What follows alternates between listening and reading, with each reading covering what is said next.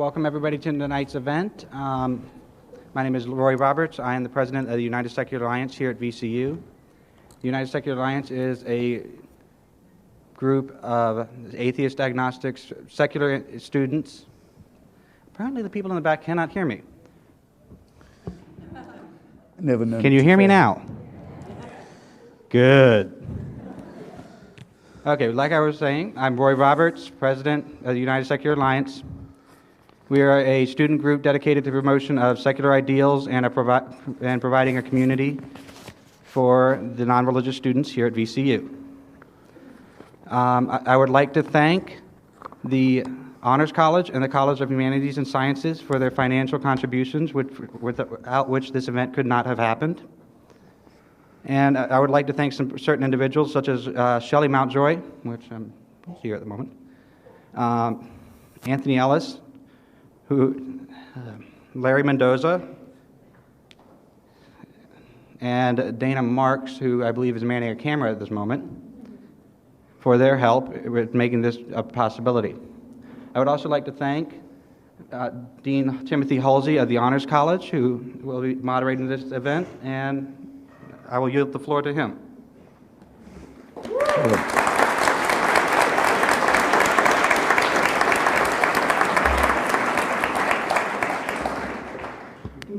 Thank you, Roy, and thanks to the VCU chapter of the United Secular Alliance for arranging tonight's event. Good evening, and thanks to all of you for coming to what I am absolutely certain will be a very entertaining and informative evening.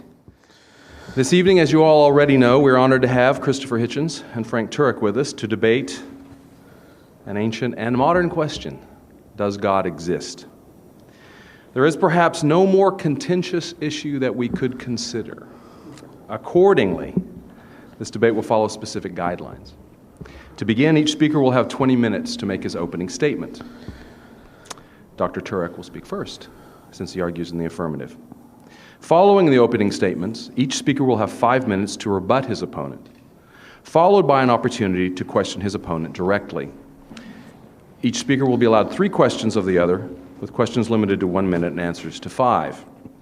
After the direct questioning, the speakers will respond to questions from the audience, asked by me from the cards that you were handed when you entered the room. As questions occur to you, please write them on these cards, and at a point in the debate, I'll ask the ushers to come forward and collect them, and if you would pass them, we will ask as many of them as we have time to do. Given the nature of tonight's debate, it is vitally important that everyone in attendance act in accordance with the highest standards of social behavior. Anyone acting rudely or behaving disruptively, will be thrown out.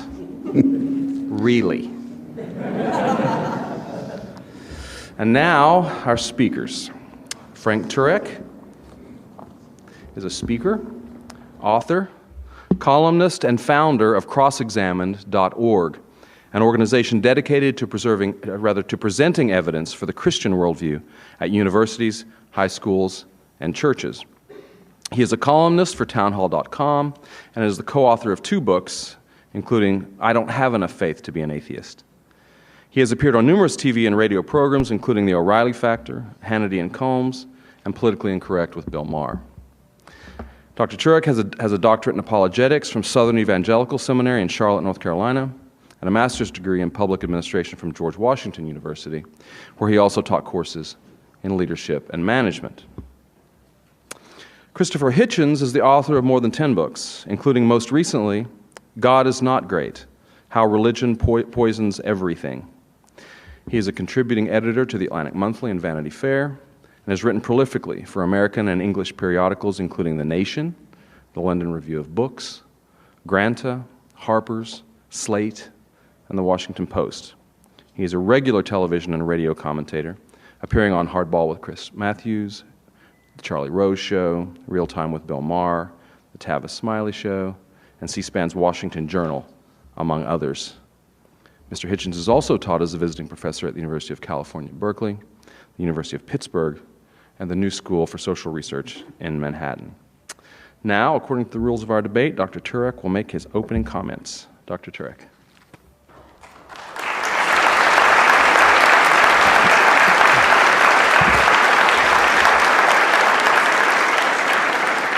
Good evening, ladies and gentlemen. My name is Frank Turek. Before I get started, let me ask you this. How many have heard me before, or this is your first time? How many of you are here tonight? How many do not respond to surveys? 3 out of 10 don't respond to surveys, Dean. This is my first formal debate.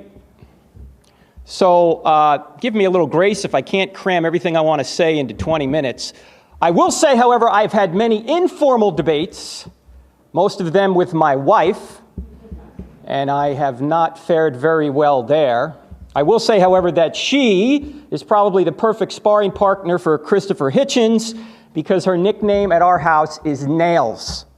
And Nails is the type of woman that if she ain't happy, ain't nobody in the house happy. So hopefully I'm prepared for a very formidable opponent in Christopher Hitchens. And I do want to say that I very much like Christopher Hitchens. I've been following him for many years. I'm kind of a political junkie, so I've seen him around quite a bit. And I appreciate his charm and his wit, and I agree with him on a lot of things. Obviously, not the issue of God. That would make a very boring debate. But I will say that I went up to Christopher just about a half hour ago, and I shook his hand, and I said, "Christopher, I'm actually a fan." And he smiled, and he said, "The night is young."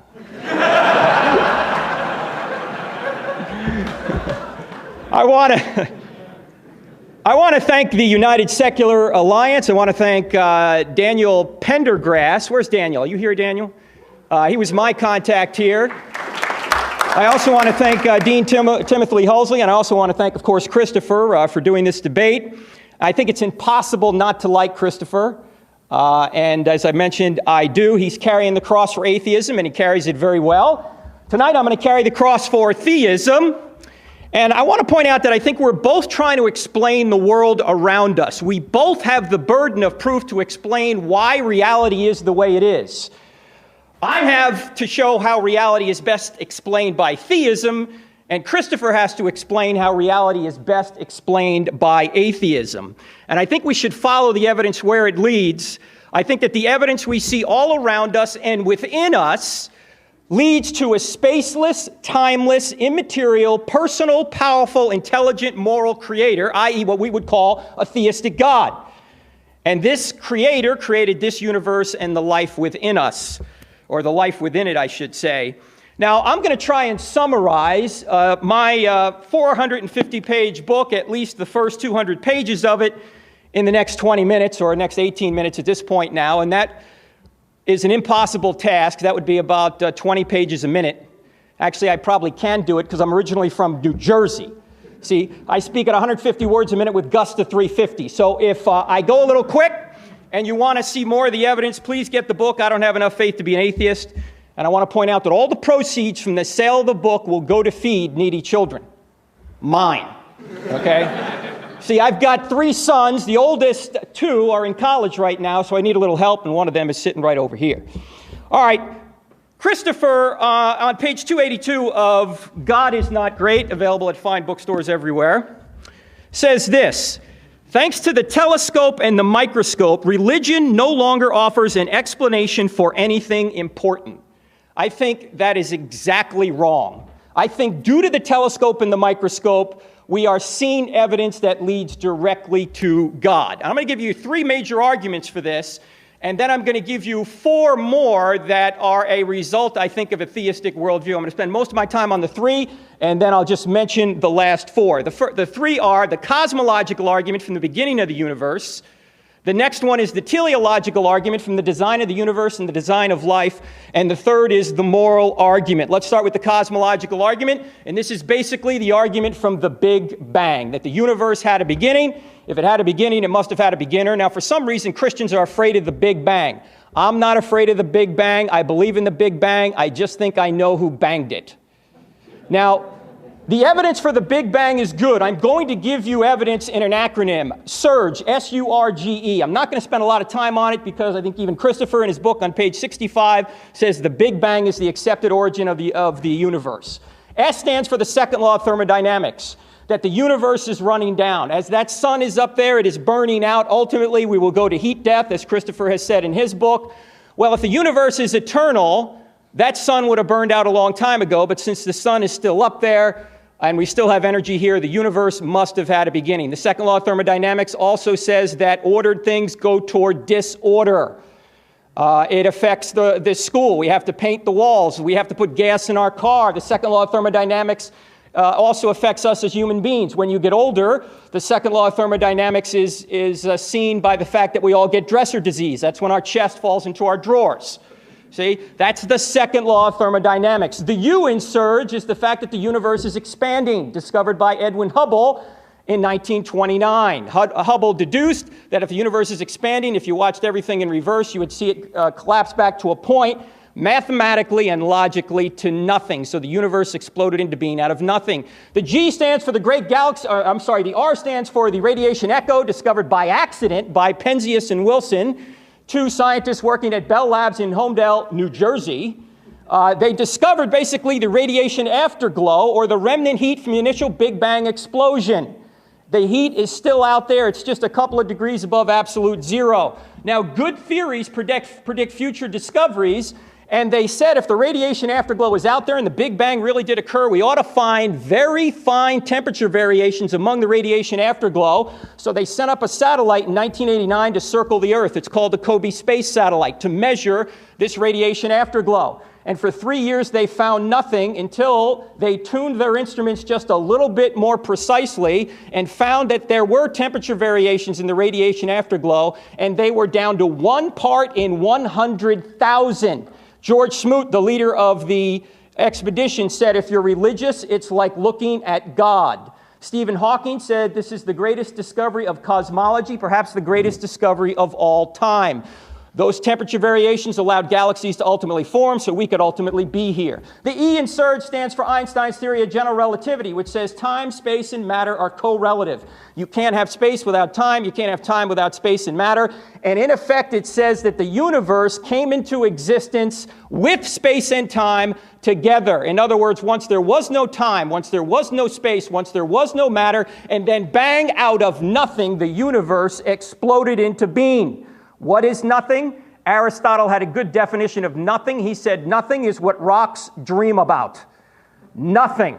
There was no thing. There was not positive and negative energy, as Isaac Asimov has said. There was not a vacuum. There was not swirling mathematical points, as Dr. Atkins has said from Oxford. There was nothing, what rocks dream about, which means that the universe exploded into being, all space, all matter, all time, out of nothing.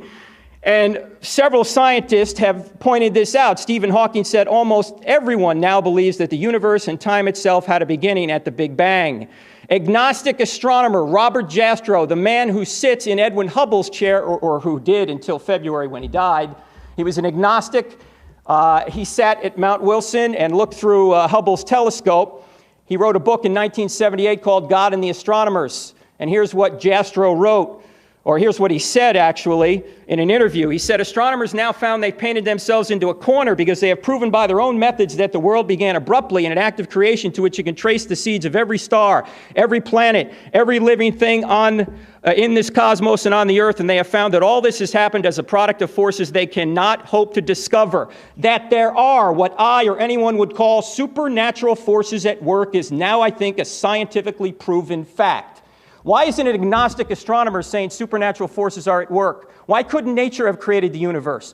Because there was no nature. There was nothing, what rocks dream about, and then the entire space-time continuum leapt into existence. If it's not a natural cause, by definition, it must be a supernatural cause, something beyond the natural. In fact, Arthur Eddington, the contemporary of Einstein, who was an expert in general relativity, said, quote, the beginning seems to present insuperable difficulties unless we agree to look on it as frankly supernatural. So the cosmological argument leaves us with one question.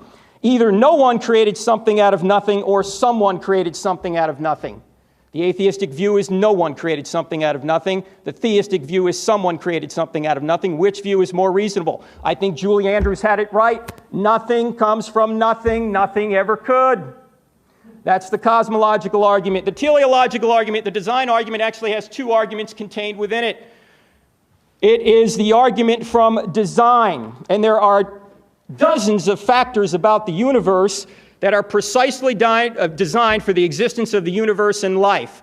So not only did the universe explode into being out of nothing, it did so with incredible precision. Stephen Hawking has noted that the universe would not exist if there was a decrease in the expansion rate 1 second after the Big Bang by only 1 part in 100,000 million. This led Hawking to conclude it would be very difficult to explain why the universe should have begun in just this way, except as an act of God who intended to create beings like us. Not only is it designed in terms of its expansion, but the gravitational force is so precise. If you change the gravitational force by 1 part in 10 to the 40, nothing would exist. What's 1 part in 10 to the 40? Stretch a tape measure across the entire known universe. Set gravity at 1 inch on that, anywhere on that tape measure. If you move gravity, the force of gravity, 1 inch in either direction, we don't exist. There's also factors about our universe, in particular our solar system, that cannot be explained unless there's a designer behind it. For example, the Earth rotation, 24 hours, just right. If it was a little bit more, a little bit less, we wouldn't be here. The axial tilt, 23.5 degrees, just right. Change that a little bit, we're not here. The Jupiter being in its current orbit. If Jupiter wasn't there, we'd be bombarded with space material. Why? Because Jupiter acts as a cosmic vacuum cleaner. It attracts all the cosmic space junk to it rather than us. There are a number of other factors I don't have time to get into, but Arno Penzias, the man who co-discovered the R in surge, the radiation afterglow, said this: astronomy leads us to a unique event, a universe which was created out of nothing, one with the very delicate balance needed to provide exactly the right conditions required to permit life, and one which as an underlying, one might say, and one which has an underlying, one might say, supernatural plan. A friend of Christopher, atheist Steven Weinberg, who is an atheist, put it this way: life as we know it would be impossible if any one of several physical quantities had slightly different values. So not only is the universe precisely tweaked, and by the way, there would be no life unless the universe was precisely fine-tuned, as I just mentioned, but life itself is designed. Let me take you to your breakfast table for just a second. Suppose you wanted to have a bowl of alphabet cereal. You're a teenager, and you come downstairs to have a bowl of alphabet cereal, and you see the alphabet cereal's knocked over, and the letters from the alphabet cereal are spelled out on the placemat, and it spells, "Take out the garbage, Mom." What are you going to assume? Cat knocked the box over? Earthquake shook the house? Or are you going to say, no, that's intelligent design from an intelligent being? Or let's say you're laying out on the beach and you see in the clouds, "Drink Coke." What are you going to assume? Unusual cloud formation? No, you're going to say there has to be a skywriter up there, even if you didn't see him. Why? Because messages only come from minds. Well, it turns out there's a message in all life called DNA. We all know about it. All life has a message. I have DNA, you have DNA, a banana has DNA. In Darwin's day, it was not known how incredibly complex, simple, so-called simple life is. And they thought that maybe simple life could come together without intelligent intervention, and ultimately natural selection could take over. It's the theory of macroevolution. I'm sure you've heard of it, from the goo to you via the zoo. From the infantile to the reptile to the crocodile to the gentile. That's the theory of macroevolution. The problem is that now we know that this intelligent life couldn't have come together by natural laws, because we now know that the simplest life has the amount of specified complexity or information in it in terms of DNA of 1,000 complete sets of Encyclopedia Britannica. Now, who's that according to? Not a Christian, not a theist. That's according to Richard Dawkins from his book Blind Watchmaker. I think it's page 116. Now, to believe that that resulted by natural law is like believing that the Library of Congress resulted from an explosion in a printing shop. See, I don't have enough faith to believe that. So life appears to be designed. In fact, Antony Flew, who was an atheist, a very prominent atheist, but recently became a theist, or at least a deist, as a result of this evidence, said, it is impossible for evolution to account for the fact that one single cell can carry more data than all the volumes of the Encyclopedia Britannica put together. It now seems to me that the findings of more than 50 years of DNA research have provided materials for a new and enormously powerful argument from design. How am I doing on time, Dean? 5 minutes. Okay, thank you.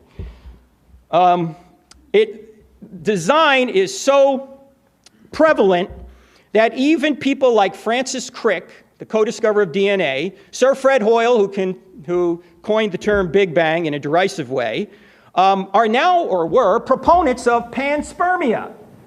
Seeds everywhere, in other words, that life got deposited here by aliens, which is just kind of a backhanded way of saying that there's no way we know how life came by natural causes here. There must be aliens out there that brought it here, which of course just puts the question off one more step. Where did the aliens come from, right?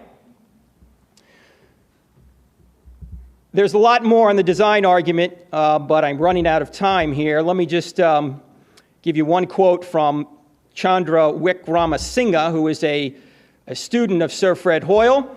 He said, "The emergence of life from a primordial soup on Earth is merely an article of faith."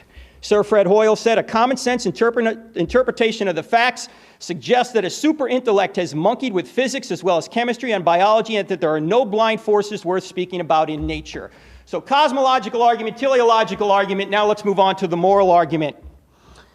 If there is no God, you can't say that decapitating a man on a bus is objectively morally wrong. That's just your opinion. As Dostoevsky said, if there is no God, everything is permitted. Now, I want to be very clear here. I'm not saying that atheists can't know morality. They do. I'm not saying that atheists can't be moral. They can. I'm not saying that believing in God makes you more moral, as Christopher has pointed out, and as I say, I agree with much of what he writes here. I'm not saying that religious people are necessarily better than atheists. That's not the argument. The argument is that there's no way to say that a given act is moral or immoral unless there's a standard beyond humanity. It's not just my opinion. It's not just Christopher's opinion or Mother Teresa's or Hitler's. There's a standard beyond everybody that defines what is right. That standard is God's very nature. Since objective moral laws exist, there must be an objective moral lawgiver. You say, no, there doesn't need to be any moral lawgiver. If there's a prescription, there must be a prescriber. If you go to the pharmacist and say, here, I'd like you to fill this prescription, and the pharmacist says, who prescribed it? And you go, nobody. Are you going to get your prescription? No. Now, there's a lot more on the moral argument. Maybe we can talk about it a little bit during the Q&A. But what can we learn from these three arguments for God? We can learn from the cosmological argument that this being must be spaceless, timeless, and immaterial. Why? Because it created space, time, and material. It must also be powerful. Why? Because it created out of nothing. Must be personal. Why? Because you can't go from a state of non-existence to a state of existence without making a choice, and only personal beings make choices. Impersonal forces do not. It must be intelligent. Why? Because it created in such a highly designed, razor's edge way. It must be moral. Why? Due to the moral argument, and of course it must be a creator. These attributes are the attributes of what the Bible would call God. Let me sum up what agnostic astronomer Robert Jastrow said after going through evidence like this. He said, for the scientist who has lived by his faith in the power of reason, remember he's the agnostic, the story ends like a bad dream. He has scaled the mountains of ignorance. He's about to conquer the highest peak. As he pulls himself over the final rock, he's greeted by a band of theologians who've been sitting there for centuries. 2 more minutes? Take 3. Thank you, sir. Those are the 3 main arguments. Now I'd like to say there's 4 additional truths about the universe that are better explained by theism than by atheism. First of all, reason and the laws of logic. Christopher is a self-described materialist, but if atheism is true, we have no grounds to know it because reason and thoughts are just chemical reactions in the brain. How can you have, even Einstein believed this. Einstein was a determinist. How can you trust what Christopher says if it's just chemical reactions going on in his brain and chemical reactions in our brain? See, chemicals don't reason, they react. Now, I'm not saying there's no connection between our thinking and chemicals. There is. But if it's nothing but chemicals, how can we trust them? Even Darwin recognized this. It's called Darwin's doubt. He said, if we are just the product materially of primates, why should I even trust anything, much less my theory of natural selection? The next major reason is the laws of mathematics. Science depends on the notion that the universe is rational and mathematical at all levels. But how does rationality in mathematics arise from randomness? How do they come from matter? Rationality and mathematics are the product of mind, not matter. So you got reason in the laws of logic, the laws of mathematics, and then Number 7, or 7 in my list here, 3 in the addition, human freedom and the ability to make choices. Christopher is somebody who is very concerned about human freedom as I am. But again, if we are just molecules in motion, how do we have human freedom? William Provine from Cornell, he's a materialist, a Darwinist. He points out that we don't have any human freedom if all we are is molecules in motion. Now, Christopher ought not scold anybody for being a snake-handling, Bible-thumping, fundamentalist preacher, because according to his own worldview, that person is that way because these are just chemicals going on in his brain. Neither could you say that Hitler had done anything wrong if it's just chemicals going on in his brain. I mean, what is the murder molecule? How much does justice weigh? These are questions that have no answer in a materialistic worldview, but that is Christopher's worldview. It seems to me that it makes much more sense to say that reason and laws of logic, mathematics, and human freedom come from a great mind that granted us these immaterial realities. The final argument is consciousness. Do you know that a heap of sand and a human brain have the same elements? Why are some carbon-based molecules conscious and others are not? Materialists have no answer for this. Daniel Dennett, another person who would agree with Christopher on many things, he's a materialist, says that consciousness is an illusion because he's a materialist. You're not really witnessing this right now. It's just an illusion. Now, one wonders if he was conscious when he wrote this. But again, there is no explanation for this in an atheistic worldview. Now, I have a couple other arguments on the bench, but I don't have time to get to them. Let me just sum up in 1 minute. We need to take all this data in context, not just one argument, but all of them. What is the best explanation? Christopher has to explain these 8 truths about the universe from an atheistic perspective. He must explain how the universe arose from nothing, how extreme fine-tuning and design arose from chaos, how life arose from non-life, how morality arose from materials, how reason and the laws of logic arose from matter, how mind arose from mud, how mathematics arose from molecules, how human freedom arose from blind repetitive forces, and how consciousness arose from chemicals. If he can't give evidence to explain these truths about reality from an atheistic perspective, if he's just going to state unsupported, speculative possibilities that rely on faith, then I think theism is a more reasonable worldview. Thank you for your attention. I appreciate it.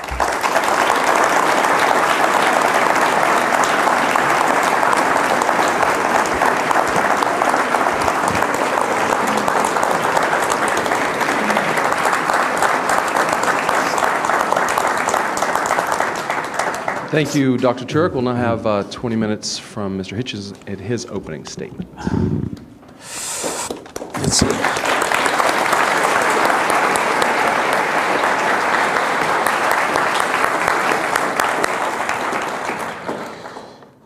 Thank you, Mr. Chairman. Thank you, ladies and gentlemen, for coming. Thank you, Dr. Turek, for that very spirited opening to the evening.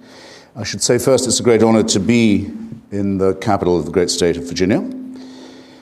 I'm, in a small way, a biographer of Thomas Jefferson, and his memorial, as you know, omitted the mention of his presidencies and vice presidencies and preferred to focus on his work at the university and his authorship of the Virginia Statute on Religious Freedom, which is the embryo and basis of the First Amendment to our Constitution, which makes this the only country in the world that has ever decided that God and constitutional matters should be separated.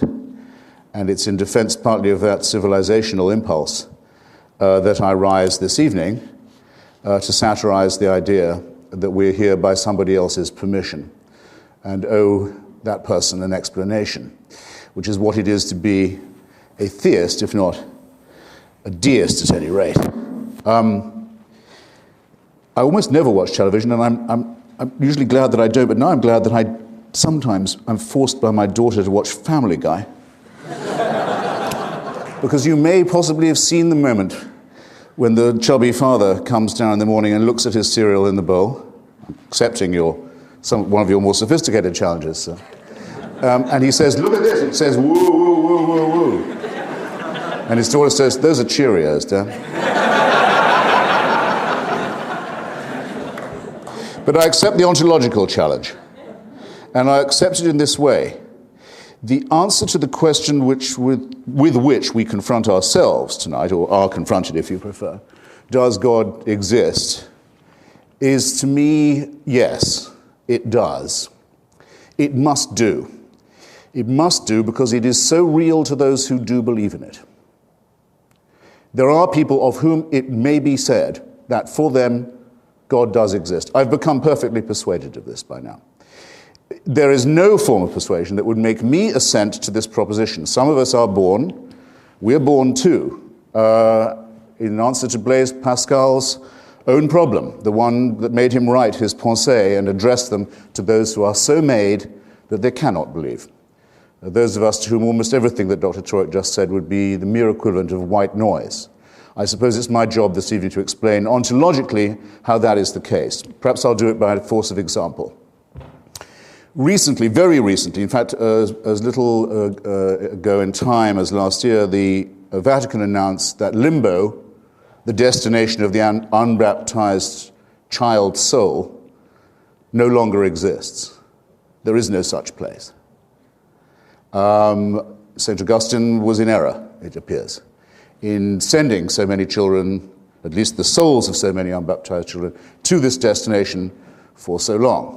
Among the comments that I heard about this, among the mildest, actually, was that of a woman raised in the Catholic faith whose child had died before baptism could take place, who had for many years believed that that's where her unbaptized child had gone. And she said, they can't tell me that place doesn't exist. It's been as real to me as anything possibly could be for so long. They've no right to tell me now that this no longer exists. Ontologically, limbo exists for those who believe in it just as God does. I'm not here to deny that. It's only a few decades now since the rival church, Church of Rome, the Church of England, announced that really no one actually goes to hell. It could be that after you die you're forbidden God's grace, but there's no real place of eternal, unending, infinite torture and torment with which those who claimed the grace of God and the redemption of Jesus made a living for so many years. And how do they make their living? By lying to children. Think of it. Hundreds and hundreds of years of people proudly earning their keep by lying to children and terrifying them and saying that because they could do that, they were morally superior to us. Reason, common sense, decency, ordinary decency rebels against this kind of mind-forged manacle, however charmingly or humorously it's expressed. But hell exists in the minds of several people I've spoken to just today on this campus in the intervals of other conversations. For them it's real, and I don't say that it's not.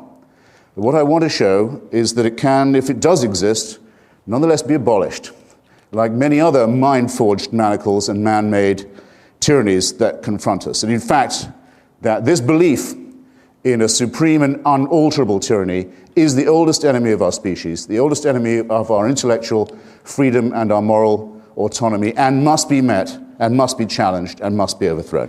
I want to argue for nothing less than that. It's actually rather wonderful, isn't it, that religious authorities who used to say they were infallible say, just take the last pope, just the last. I know I'm not talking with the Catholic apologist this evening, but nonetheless, the church, when people say the church, they know which one they mean. They mean the one in Rome. The one where when Stephen Hawking was invited and was asked at the conference on the church and science, is there anything he'd like to see in Rome while he was there, he said he'd like to see the records of the trial of Galileo. Don't please be invoking Mr. Hawking, by the way, as if he was a deist. The last pope, just in the last decade of his tenure, apologized. He said, we were wrong about the Jewish question. We probably shouldn't have said for so long the Jews were responsible for the murder of Christ. We were probably wrong in forced conversion of the peoples of the Indies, as they were thought of, the isthmus and the southern cone of our hemisphere. We were certainly wrong. We owe an apology to the Muslims for the atrocities of the Crusades. We owe an apology to the Eastern Orthodox churches for the incredible butchery to which they, our fellow Christians, were subjected by us, the Roman Catholic Church.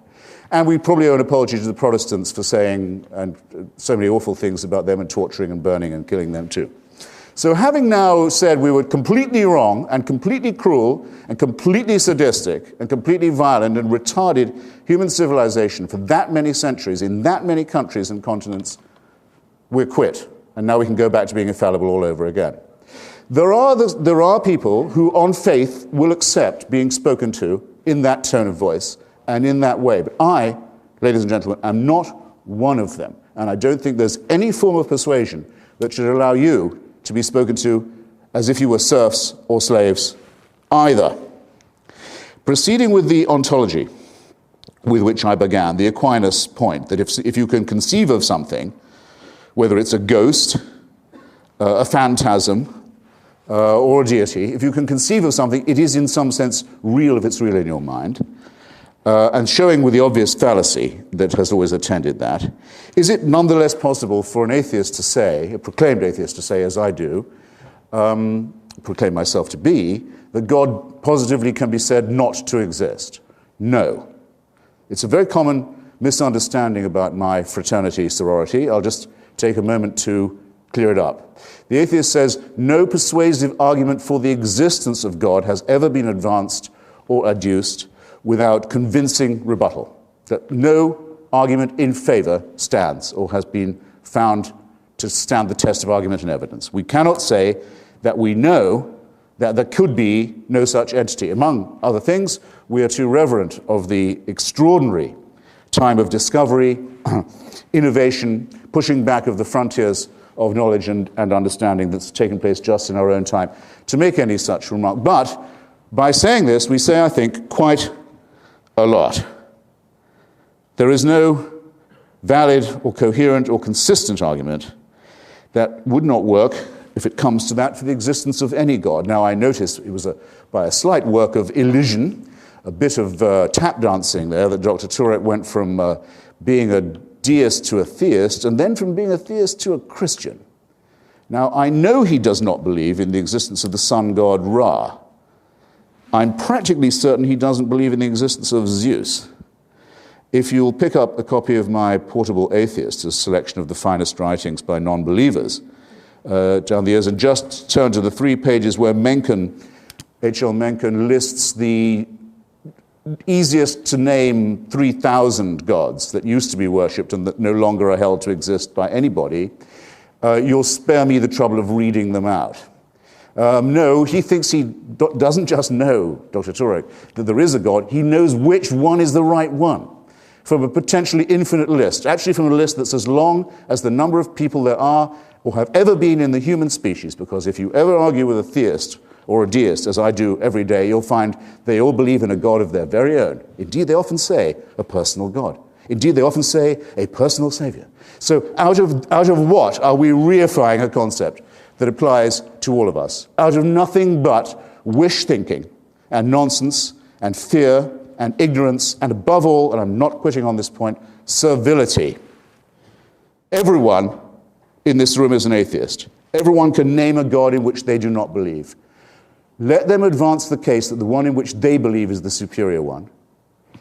Let Dr. Turek be the first person I've ever met to do that convincingly this evening, and I will show him due respect. I don't think the task can actually be undertaken. Now, the same tap dancing hopes you will not notice that deism and theism are two quite different things. The deist argument says that there is so much order apparent in nature and in the cosmos and in the universe that it might be unwise to assume that such order has no one interested in ordering or designing it. That assumption might be an unsafe one. The philosopher Paley, in his Natural Theology, said design implies a designer. He came up with the very famous image of the watch.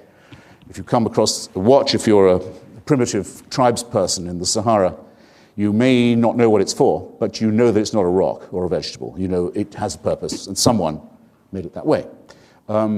Until quite recently, that was the default position of most intelligent people, including Mr. Jefferson, who, despite his intermittent atheism, in my judgment, was a theist. Was a deist.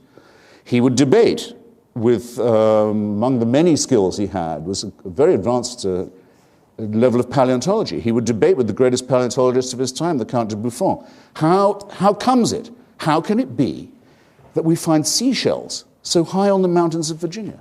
How can this be? Not even the most intelligent people of that day, and it's very recent, it's an instant in historical time, had any idea how that could be.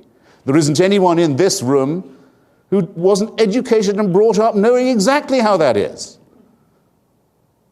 It's just a shame that Jefferson and many other intelligent and humane and well-educated literate people just couldn't see that far. He wasn't to know, though Darwin was born in his day, on the same day, actually in 1809 as Abraham Lincoln, the very same day, the two great emancipators, Darwin being, in my judgment, the greater of the two. Now we know this proposition to be true, the proposition that was ridiculed so pathetically, I have to say, I thought, by Dr. Turek. There is no explanation for the origins of our species, for the origins of our cosmos, for the origins of our globe itself. There is not one explanation left which requires the existence of a deus ex machina. In every case, we have a better or sufficient explanation. I think that assertion of mine will stand any challenge this evening. I'm looking forward to hearing some more of them. Of course, Darwin used creationist images. He actually set out to vindicate Paley's theology, thought he could do it by his taxonomical study of nature. Einstein used God images when he spoke of the extraordinary majesty of the cosmos. It's in us. It's in our vocabulary. It's hardwired in us, you might almost say, to use images of awe-inspiring, godly, Mozartian, you might say, or even Shakespearean images when talking about these things. But when we come down to the actual analysis of them, we find that we don't need the prime mover at all, and that most of the prime mover explanations, if not all of them, have been positively misleading. So that the deist may propose a designer, and I may not be able to show you convincingly that there could be no such person, but the theist has all their work still ahead of them. From this designer, how do we get to the designer who answers prayers? Did you hear a thing? I mean, just a phrase, even an implication, even a suggestion from anything my opponent said, that you could, by an argument from design, prove answered prayers? Or prove that someone born of a virgin was therefore the son of a god?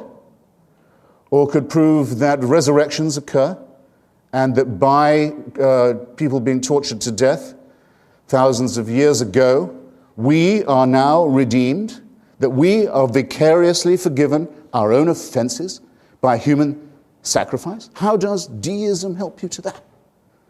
It doesn't. It quite simply doesn't and cannot. And the attempt to build from one to the other is a conjuring trick of a very vulgar, I think, kind. We live in the childhood of our species, so when Stephen Hawking says that if we could understand the event horizon that surrounds the black hole, we would, in some sense, know the mind of God, he proves that our vocabulary is still that of our infancy. He makes no concession to the idea of a theist or theocratic dispensation. I'd better ask now how I'm doing for time. Good. I'm not sure I'm going to need all that. But I'd like to try and reply and fight on my feet when I can. And I made some notes about what Dr. Turek had said, and I feel that they were challenges to me that I would be ignoble if I didn't respond to. The first, and I thought frankly, the most egregious, was this.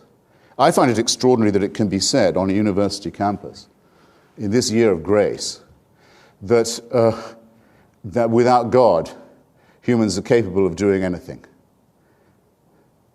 That there is no moral restraint upon us if we don't concur in the idea that we are the property and creation of a supreme being. I'm making the assumption that all of you check in every now and then with some kind of news outlet and have a view of what's going on in the rest of the world. Isn't it as plain as could be that those who commit the most callous, the most cruel, the most brutal, the most indiscriminate atrocities of all do so precisely because they believe they have divine permission? Shall I answer my own question? Should I insult you by adding more? Who can't think of an example of this kind? Let me put the question in another form that I've put in now.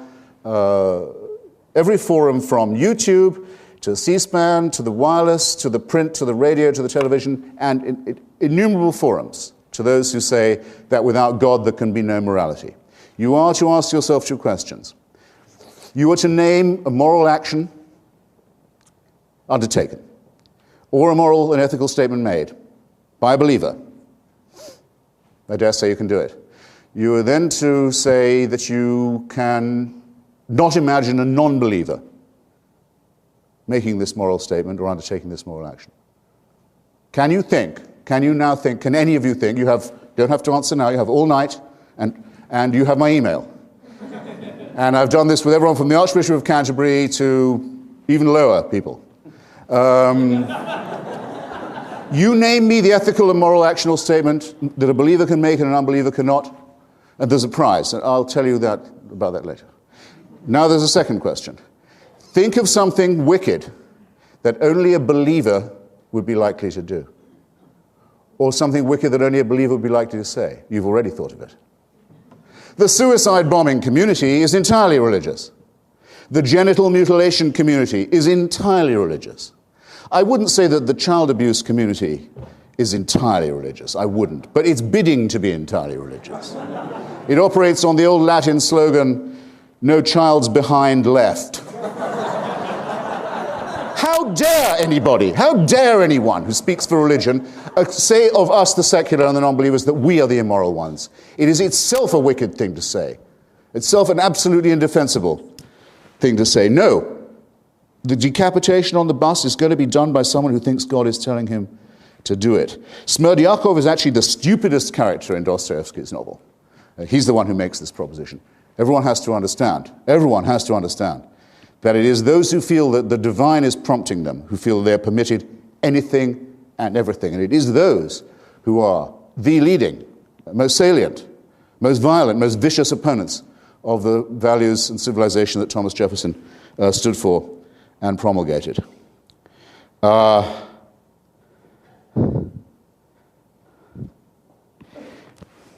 Just on the question of fine-tuning, I have a number of responses. We'll have to postpone some of the naturalistic questions for later, when I know they'll come up again.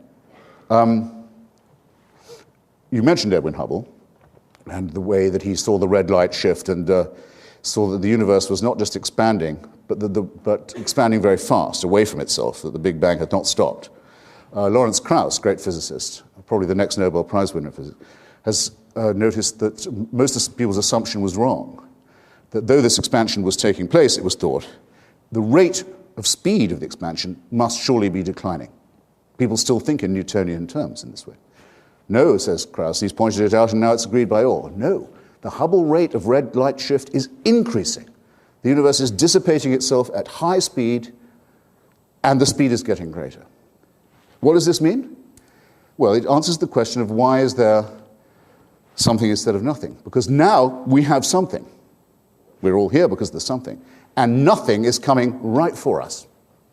Very soon, a physicist wouldn't be able to tell the Big Bang had ever taken place. So far sprung apart will the whole system be. And meanwhile, look in the sky at night and you can see the Andromeda Galaxy headed straight for ours on a direct collision course. Who designed that? Who made it certain that every other planet in our solar system is either too hot or too cold to support life, as is most of our own planet, and that in just one tiny, irrelevant solar system already condemned to heat death and implosion? Some design, wouldn't you say? But these are just the paltering, minor objections that I have to the theistic worldview. The main one is the one with which I began. Religion, theism, not deism, theism I underline. Theism says that all our manifold problems, what is the good? How shall we live it? How shall we know it? How to explain suffering? How to confront the possibility of our own, perhaps molecular irrelevance? All these questions that must disturb and detain us all can be solved by referring them upward to a totalitarian judgment, to an absolutist monarch.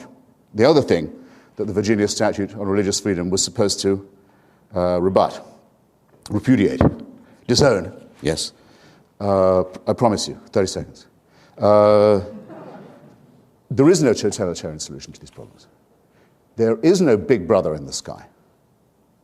It is a horrible idea that there is somebody who owns us, who makes us, who supervises us, waking and sleeping, who knows our thoughts, who can convict us of thought crime, thought crime, just for what we think, who can judge us while we sleep for things that might occur to us in our dreams, who can create us sick, as apparently we are, and then order us on pain of eternal torture to be well again. To demand this, to wish this to be true, is to wish to live as an abject slave. It is a wonderful thing. It is a wonderful thing, in my submission, that we now have enough information, enough intelligence, and I hope enough intellectual and moral courage to say that this ghastly proposition is founded on a lie, and to celebrate that fact. And I invite you to join me in doing so. Thank you.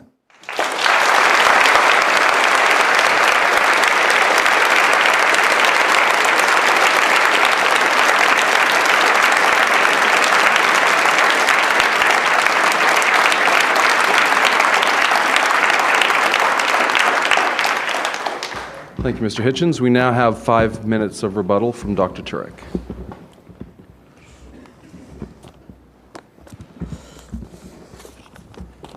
In fairness to Christopher, that statement obviously was his opening statement, was not meant to rebut my statement, but now my statement is to rebut his.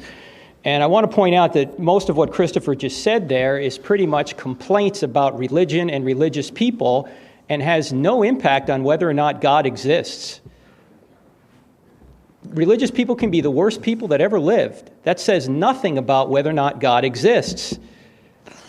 People can do evil. That doesn't mean the parents don't exist. Children can do evil. Doesn't mean the parents don't exist. My kids do evil, but I'm still here. I do evil. My dad's still here. In fact, he's sitting right there. What does that prove about whether or not God exists? Let me try and go down some of the things Christopher said. Yes, I am an atheist when it comes to Zeus. But Zeus is not spaceless, timeless, immaterial, powerful, moral, personal, intelligent creator that I hopefully, at least I thought I gave evidence for. And maybe Christopher will come back to my statements on that later. I don't believe in Zeus because I don't think there's any evidence for Zeus, but I think there's evidence for the theistic God. Deism, I didn't make the direct shift to theism. I probably should have been more explicit. I think it's obvious there's a theistic God because life came several billion years after the creation.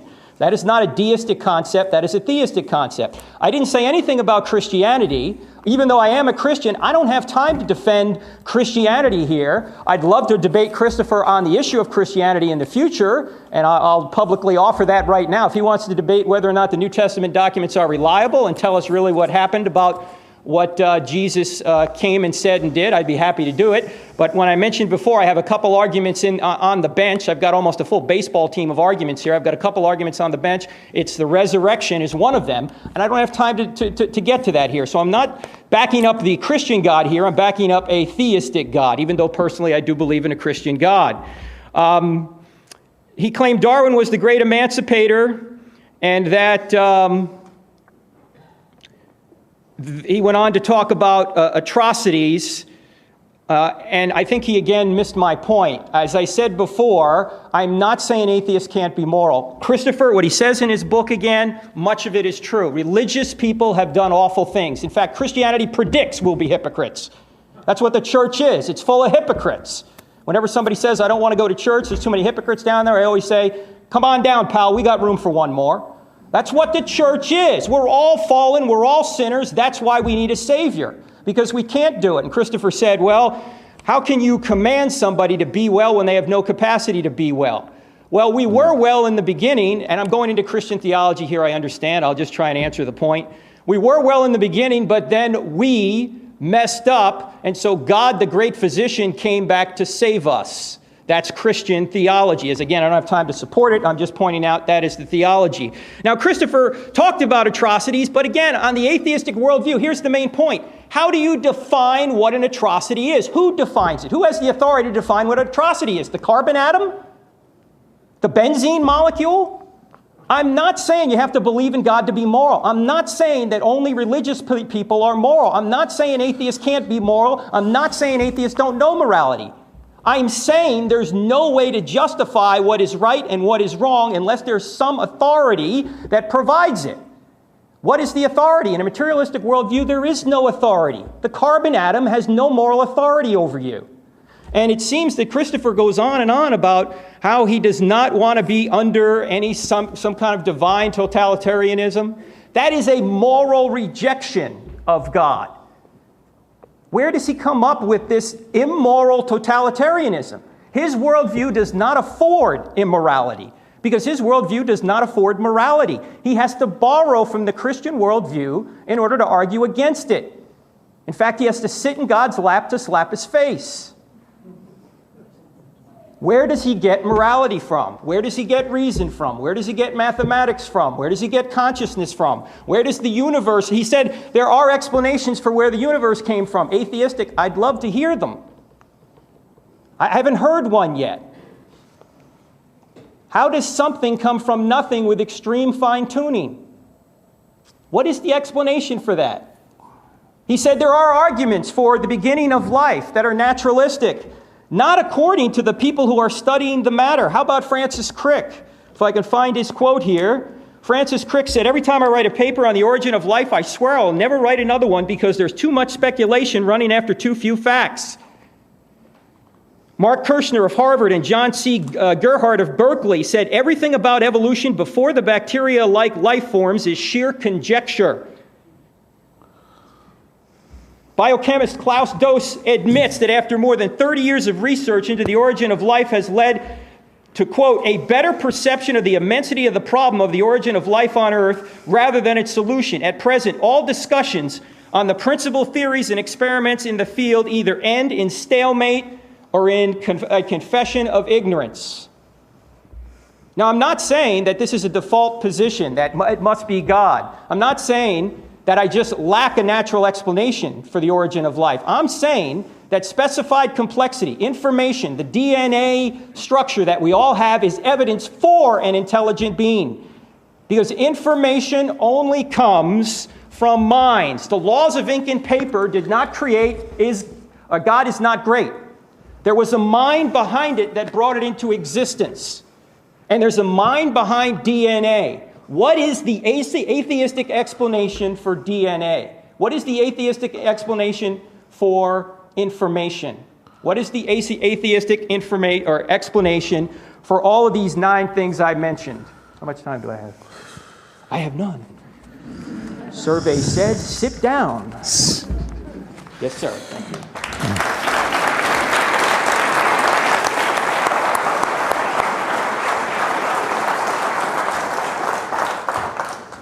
Well, I think I'll just invite Dr. Turek to do the following and make available to us on a sheet of paper, which I'm sure he has, the thesaurus of quotations that he's found from this and that scientist and physicist and natural scientist and so forth. And you will find, when you read them, when you look at them, I was writing them down as you went through them, all of these are statements of uncertainty.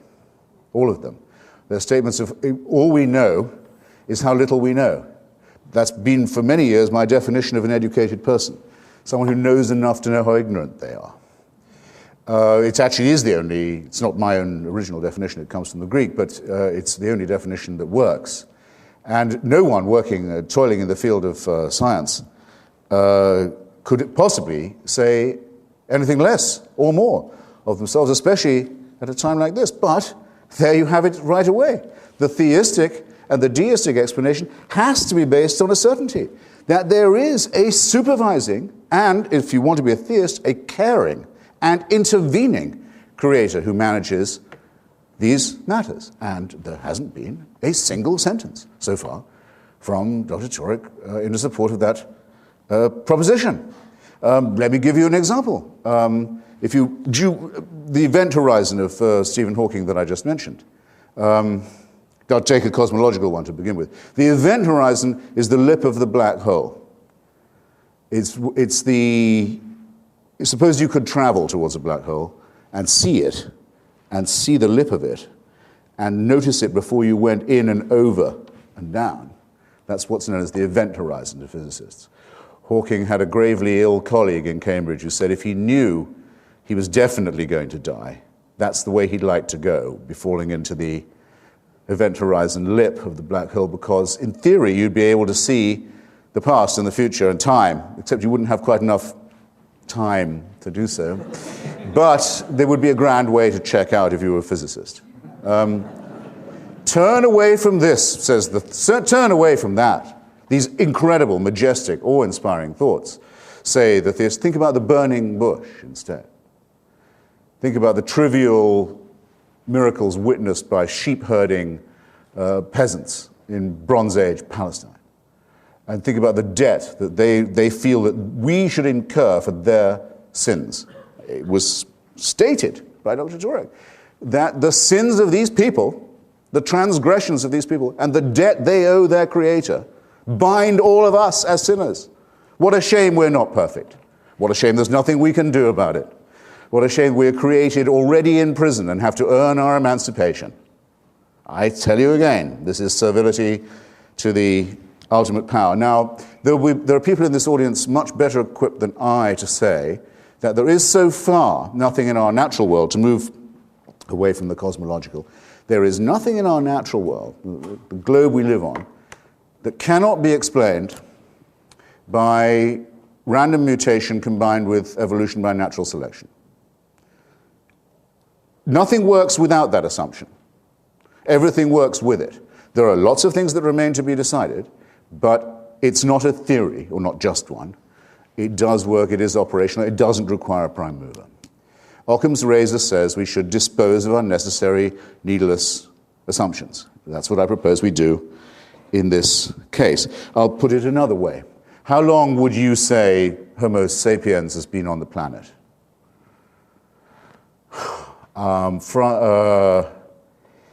Francis, not Crick, excuse me, the author of the supervisor of the Human Genome Project, Collins. My new best friend and occasional debating enemy thinks, well, not more than 500,000 years. Richard Dawkins thinks it could be as much as 750,000. I can sink the number, actually, if you like. We know that the species left Africa about 75,000 years ago, having probably shrunk down to about 2,000 or 3,000 people as a result of a terrible climatic disturbance, probably from Indonesia, probably from a predecessor of Krakatoa, which meant that we were this close to joining the 99.8% of all species ever living on the surface of this planet who became extinct. Some design, by the way.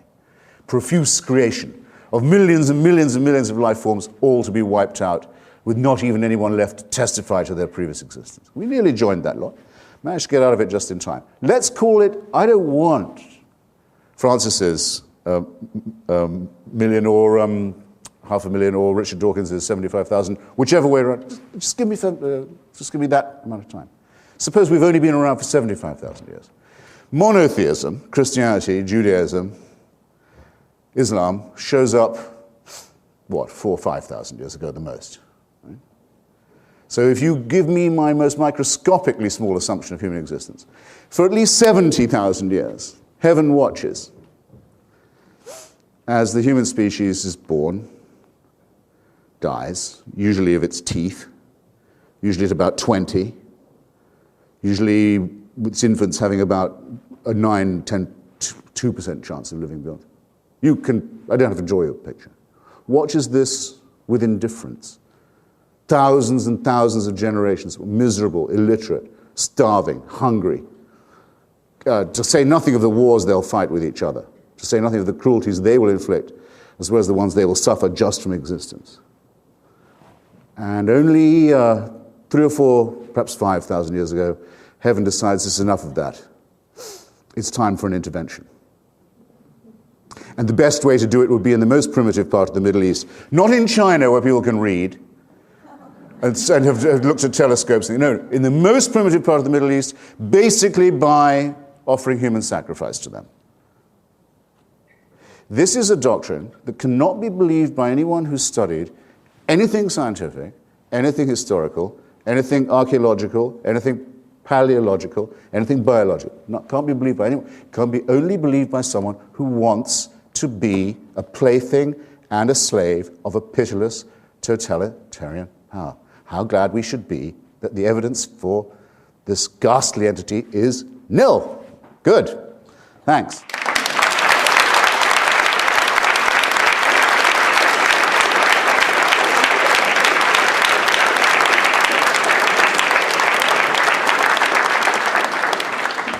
I'm going to stay out of the way and let them ask questions of each other. And the way that we've scheduled is 1 minute to ask and 5 to answer. And we'll try to stay to that. So That's very generous. if you, Dr. Turek, would like to go first, since you had already posed some questions to Mr. Hitchens. How many times do we do that? 3 times. So you get 3 apiece. Could I just propose, unless you really have 3 that you're dying to, I don't have 3 I'm trying to duck, but that seems a long time for the audience to have to wait, it seems to me. Could we do it 2, maybe, and get to their questions? I have 6. I'm your witness then. So 3 was right. Dr. Turek. Okay. Christopher, what is your explanation for the beginning of time, space, and matter out of nothing? Well, we don't know. I remember being asked by one of my children once, when I said, well, what was there at the Big Bang? And I said, well, you have to imagine, this shows how poverty-stricken our own vocabulary is, and I suspect how poverty-stricken our own capacity is. In other words, I think there are some things, not that we don't understand or know, but that we cannot.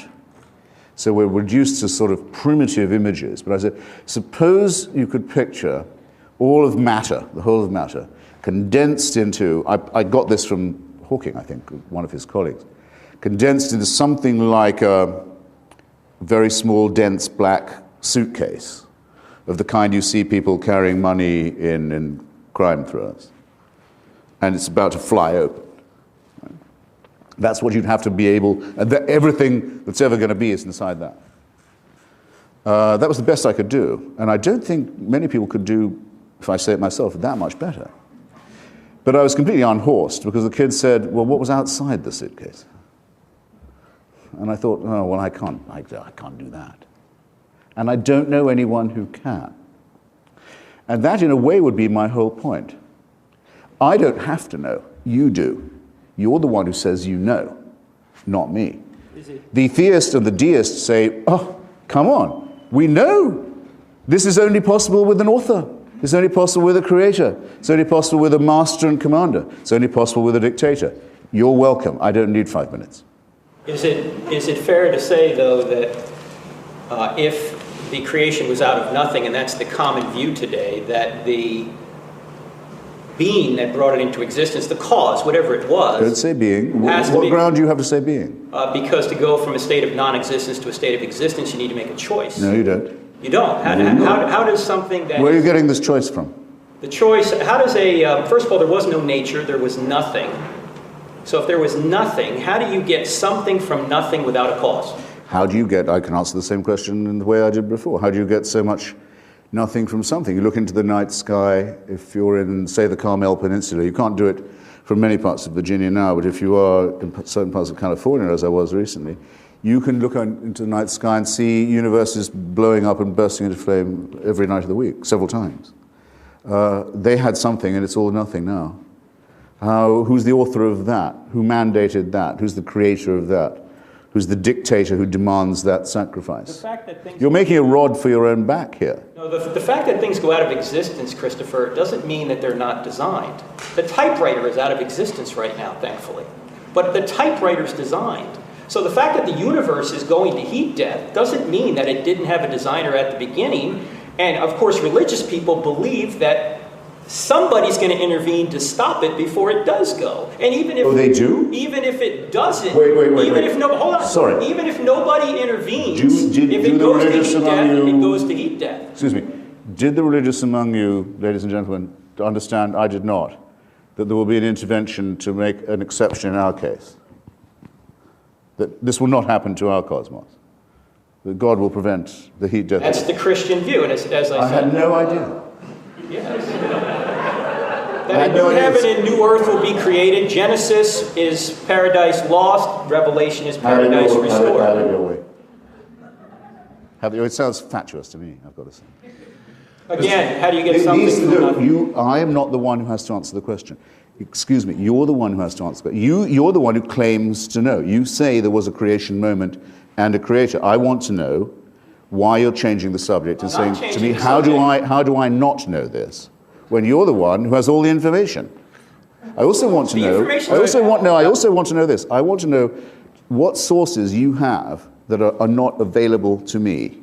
How do you know that an intervention will occur to prevent the entropy and implosion and destruction of our solar system? If you want to go to our second debate, I'll provide that. Well, but what I'm saying is, let's say there's no intervention. Let's say there's no intervention. We go to heat death. Does that mean that the universe was not created and not designed? It doesn't entail that belief, no, but it makes it. Okay, so what's your point? It makes it seem a very capricious designer. Shall we say, rather as I said, it's an old verse of Phil Greville's, created sick, commanded to be well. Why would people be told, okay, I can create you, but I'm going to create you with original sin, misery, shame, death of children, disease, and so on, just to see if you can pass a test that would mean I might not send you to hell? I don't say that that didn't happen. I say that I'm very glad that the evidence for it is very scanty.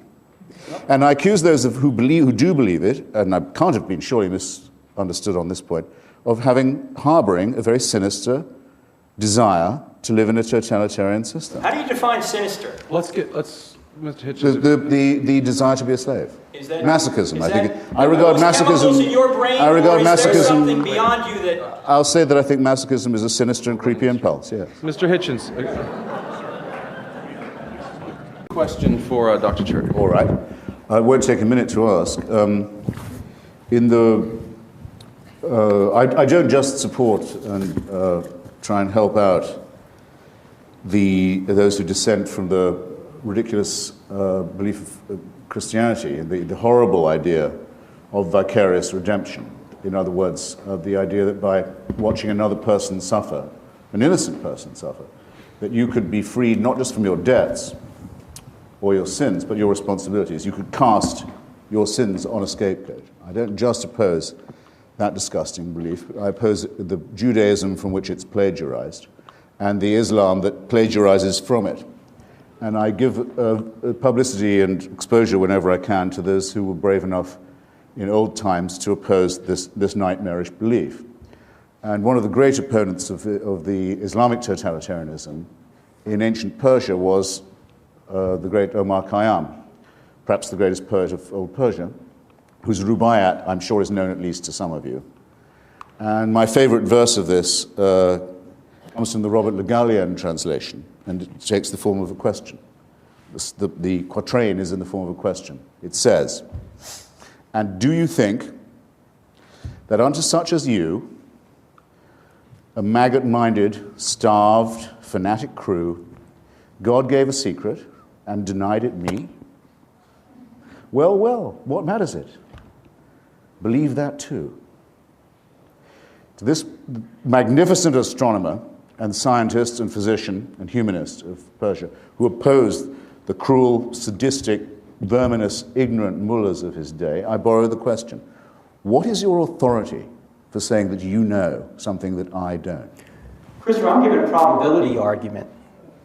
As you said before, you can't disprove the existence of God, and you can't prove beyond any doubt that there's a God. I'm giving probability. I'm giving cosmological, teleological, moral, consciousness, reason, mathematics, all of those things I listed before. It's open. The evidence is open to everybody. And this is related to your 70,000 years point that you just made there. From a Christian perspective, God has always had a revelation, even before Christ. It talks about the fact that God has always had a witness. There's three witnesses. There's creation. Everyone has creation. There's conscience. Everyone has conscience. And there's Christ. Now, Christ, true, only came 2,000 years ago.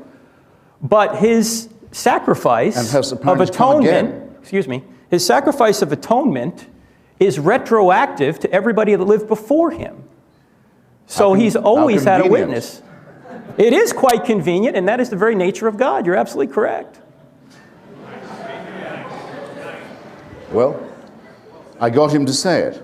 You see, if we were only discussing ontological questions, that would be all very well, and it could be quite amusing.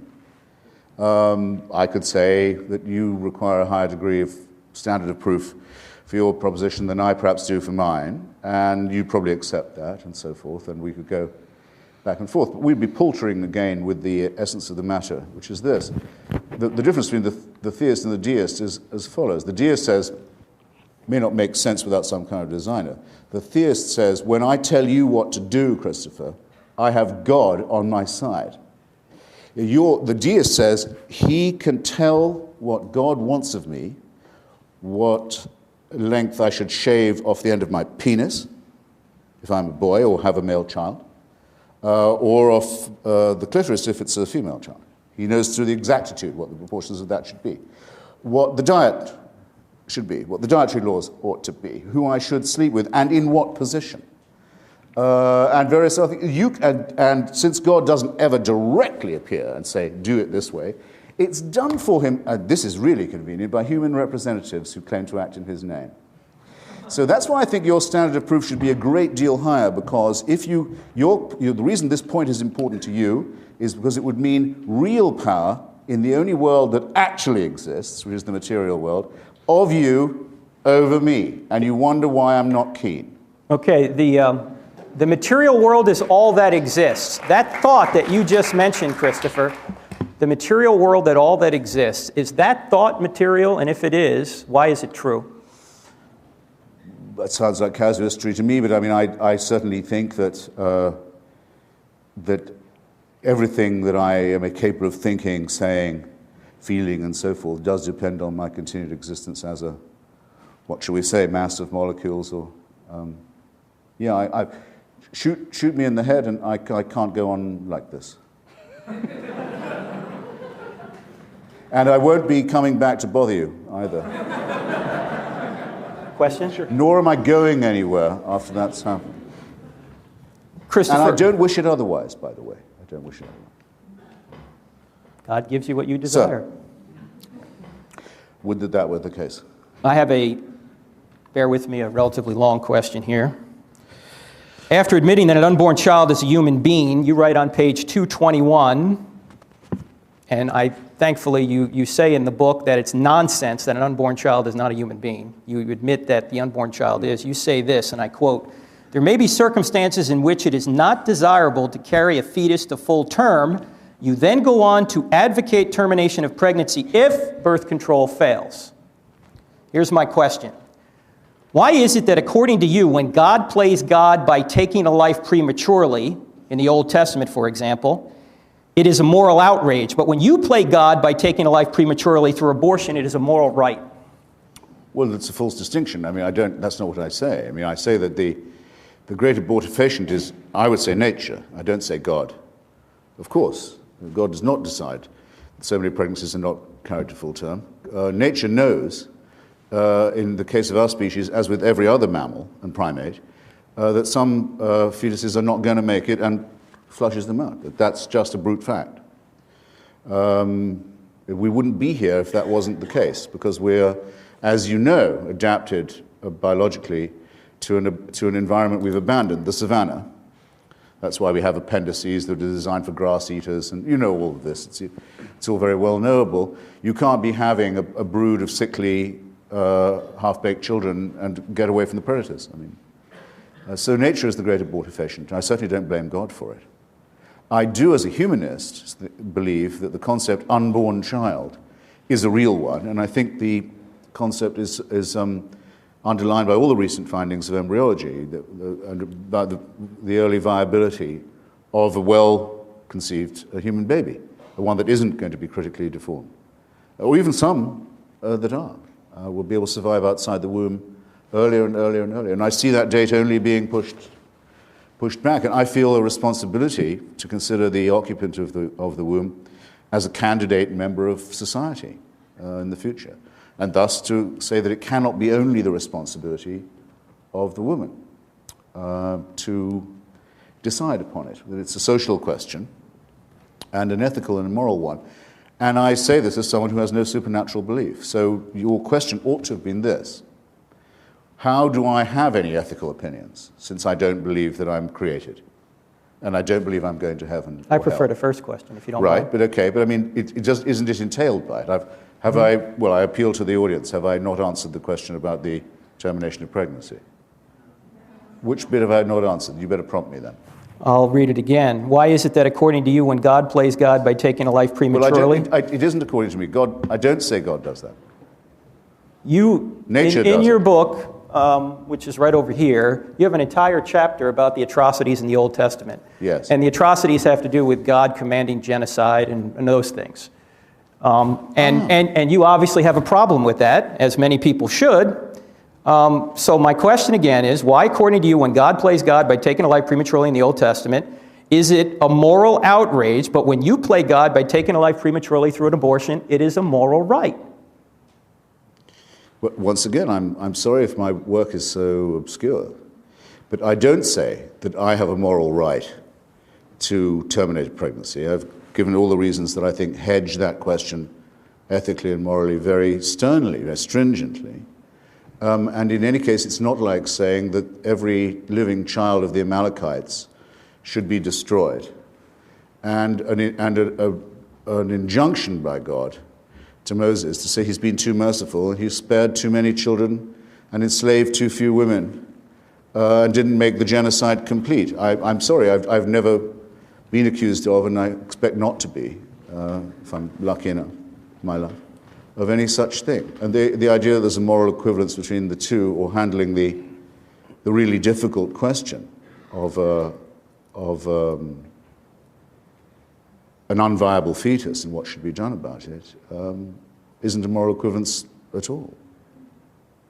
So do you want to say that all unborn life is, like you say in the book, is a human being, and therefore you should not kill it? Is that what you want to say to get out of this dilemma, or what do you want to say? No, but I think the presumption that I've long said that the presumption is that the unborn entity has a right on its side, and that every effort should be made to see if it can be preserved. And I think that's an ethical imperative. What I do say in the book is I think the Roman Catholic Church makes this argument immoral when it could be a moral one, by saying that contraception is not to be allowed, by saying that contraception is the moral equivalent of abortion. In other words, to say that contraception is also murder, which is a nonsensical and disproportionate position. I quote some serious Catholics in my book. William F. Buckley, the late, is one.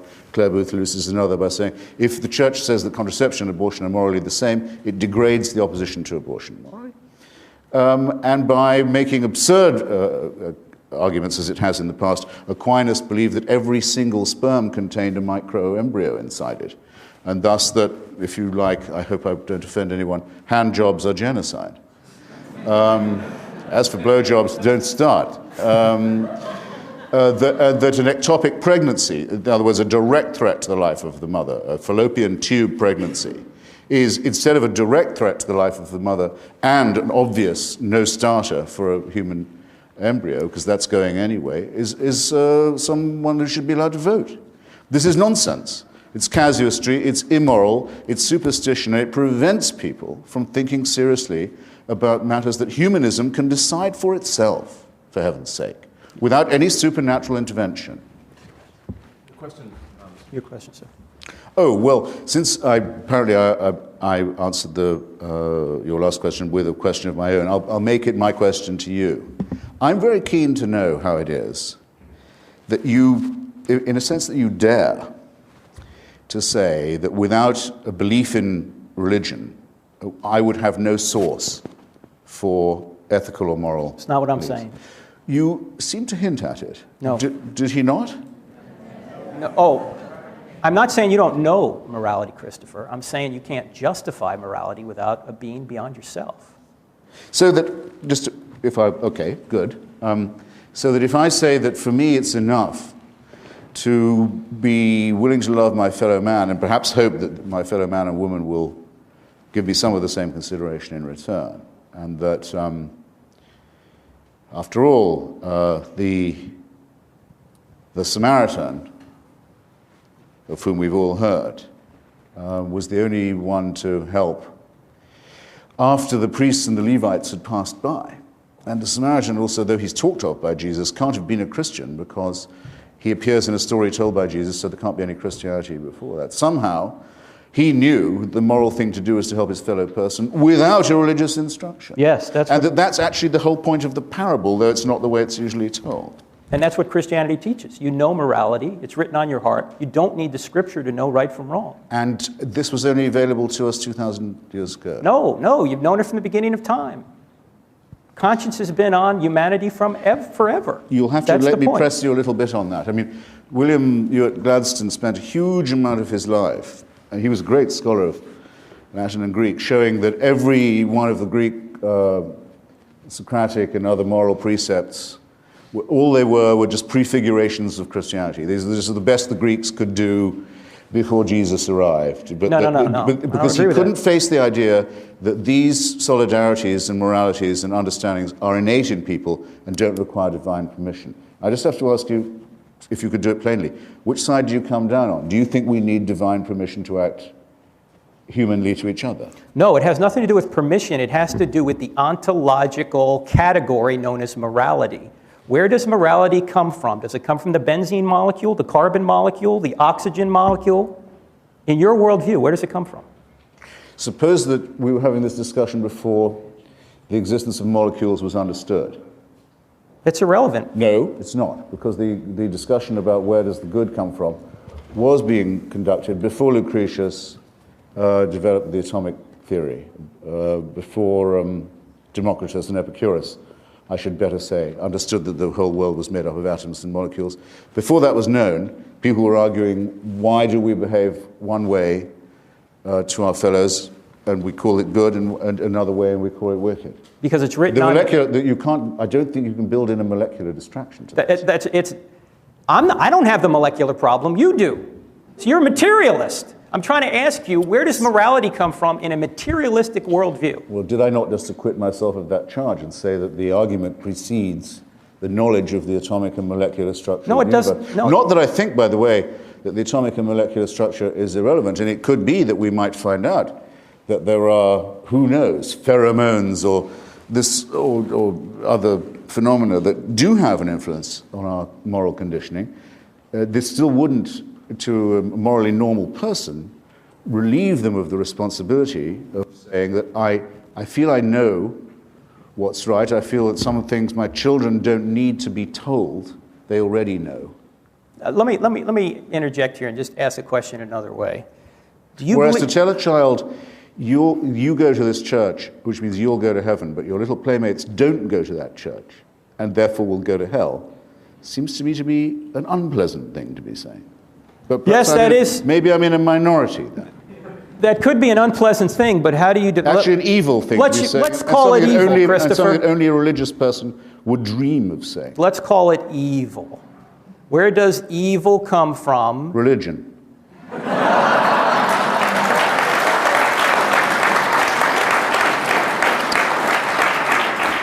And to answer your next question, morality comes from humanism and is stolen by religion for its own purposes. Humanism according to who? Hitler, Mussolini, Stalin, who? You're saying that Hitler was a humanist? Just Hitchens. I've lived to hear it said. Hitchens. In Virginia. Hitler was a Catholic. Hitler was a Catholic, so was Mussolini. Give me a... How does morality exist if it's just my opinion against your opinion and there's no standard beyond? Both of them had an official political concordat with the Protestant and Catholic churches. Both of them wanted the worship of themselves as well as of God. So I suppose no evil comes from atheism. And their third main ally, Hirohito, the Emperor of Japan, not content just to be theocratic, was himself a god.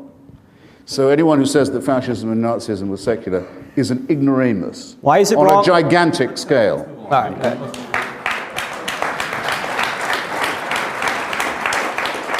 I'm asking an ontological question. I'm not going to be called a Hitlerite because I'm a humanist. Okay? I'm not asking a sociological question.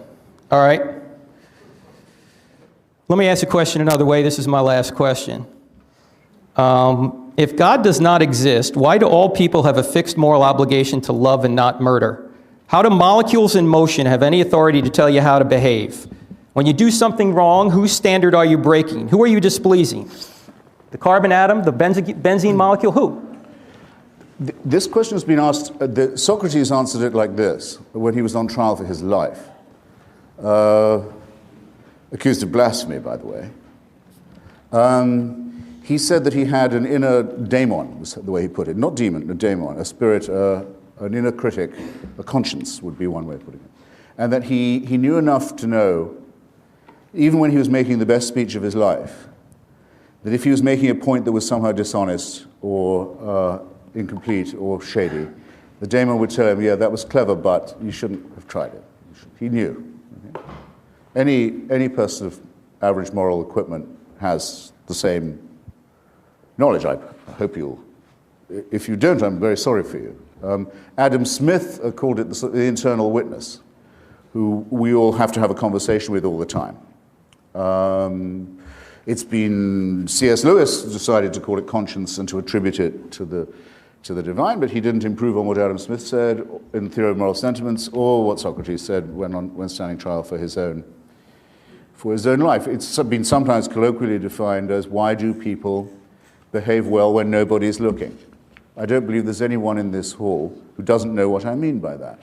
Why, when it won't do you any good, will you decide, I could have kept that wallet I found on the back of the cab seat, but I'm not going to. I'm going to turn it in. I'm going to see if find its real possessor. There are people to whom those thoughts do not occur, who are deaf to that idea, who only think of themselves, who wouldn't worry about the internal daemon or censor or companion. And there are, of course, people who only get pleasure from being unpleasant to other people and inflicting cruelty on them. The first group we call the sociopathic, and the second group we call the psychopathic. And they occur in nature and in society. My only problem is with those who think that they're all made in the image of God. The one explanation that absolutely doesn't work at all, that gets you nowhere, that explains nothing. Christopher, it's your turn to ask. Oh, really? Yes, sir. Well, my question is this. Would anyone in the audience like to join this conversation? We actually have questions if you're ready to move along. Yeah, I am.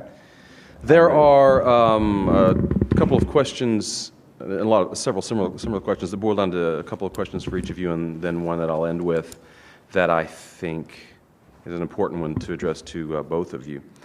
Since you gave your turn away, Mr. Hitchens, I'll ask you first. If the questioner asks, if God does not exist, what then is the purpose of life?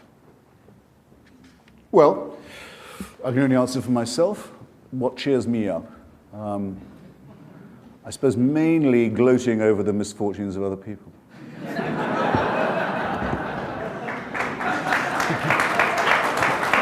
I guess that. And you say evil comes from religion, huh? I guess that has to be it. I think, yeah, mainly crowing over the miseries of others. It doesn't always work, but it never completely fails. And then there's irony. There's irony, which is the gin in the Campari, the cream in the coffee. Sex can have diminishing returns, but it's amazing. No, that's pretty much it, and then it's a clear run to the grave.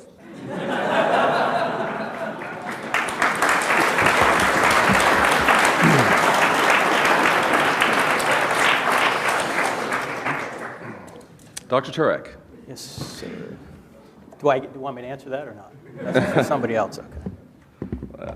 If Christianity is true, then why aren't the differences that Jesus makes in the lives of Christians more powerful or evident than the impact other religions make on their adherents? I don't know if I accept the premise of the question. Well, the questioner adds, Gandhi was every bit as influential as any Christian. Yeah, that's true, and that's one of the problems with Christianity. The biggest problem with Christianity is Christians. I admit it. But the questioner is asking a more central question, which is, if this is the truth, yes, why then doesn't that truth, by the weight of its infinite being, cause its adherents to behave in a way that we can all notice? Well, I think you can notice it in several Christians. I think Christians for years have been the ones that have built hospitals and cared for the poor and cared for the weak and the sick. So I think it does make a difference. My problem which is part of the problem that the questioner is asking, is why doesn't it have this effect on everyone? And I'll throw a little Christian theology in here. The problem isn't that we don't have all the Holy Spirit. We do. We just don't allow all the Holy Spirit to do what it should do. It's our problem. We are fallen human beings. And that's why Christ had to come, because we are fallen human beings. And has to come again because he didn't get it right the first time. I agree with you that the grammar of the question is wrong, but for a different reason. I don't see what's moral about Christian preaching.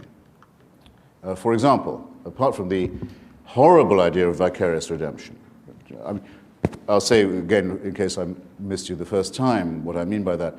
I could pay your debt, even if I didn't know you. If I was a friend, I could say, you're in debt, I'll pay it. In extreme cases, people have been known to say, I'll serve your sentence in prison. I could do that for you.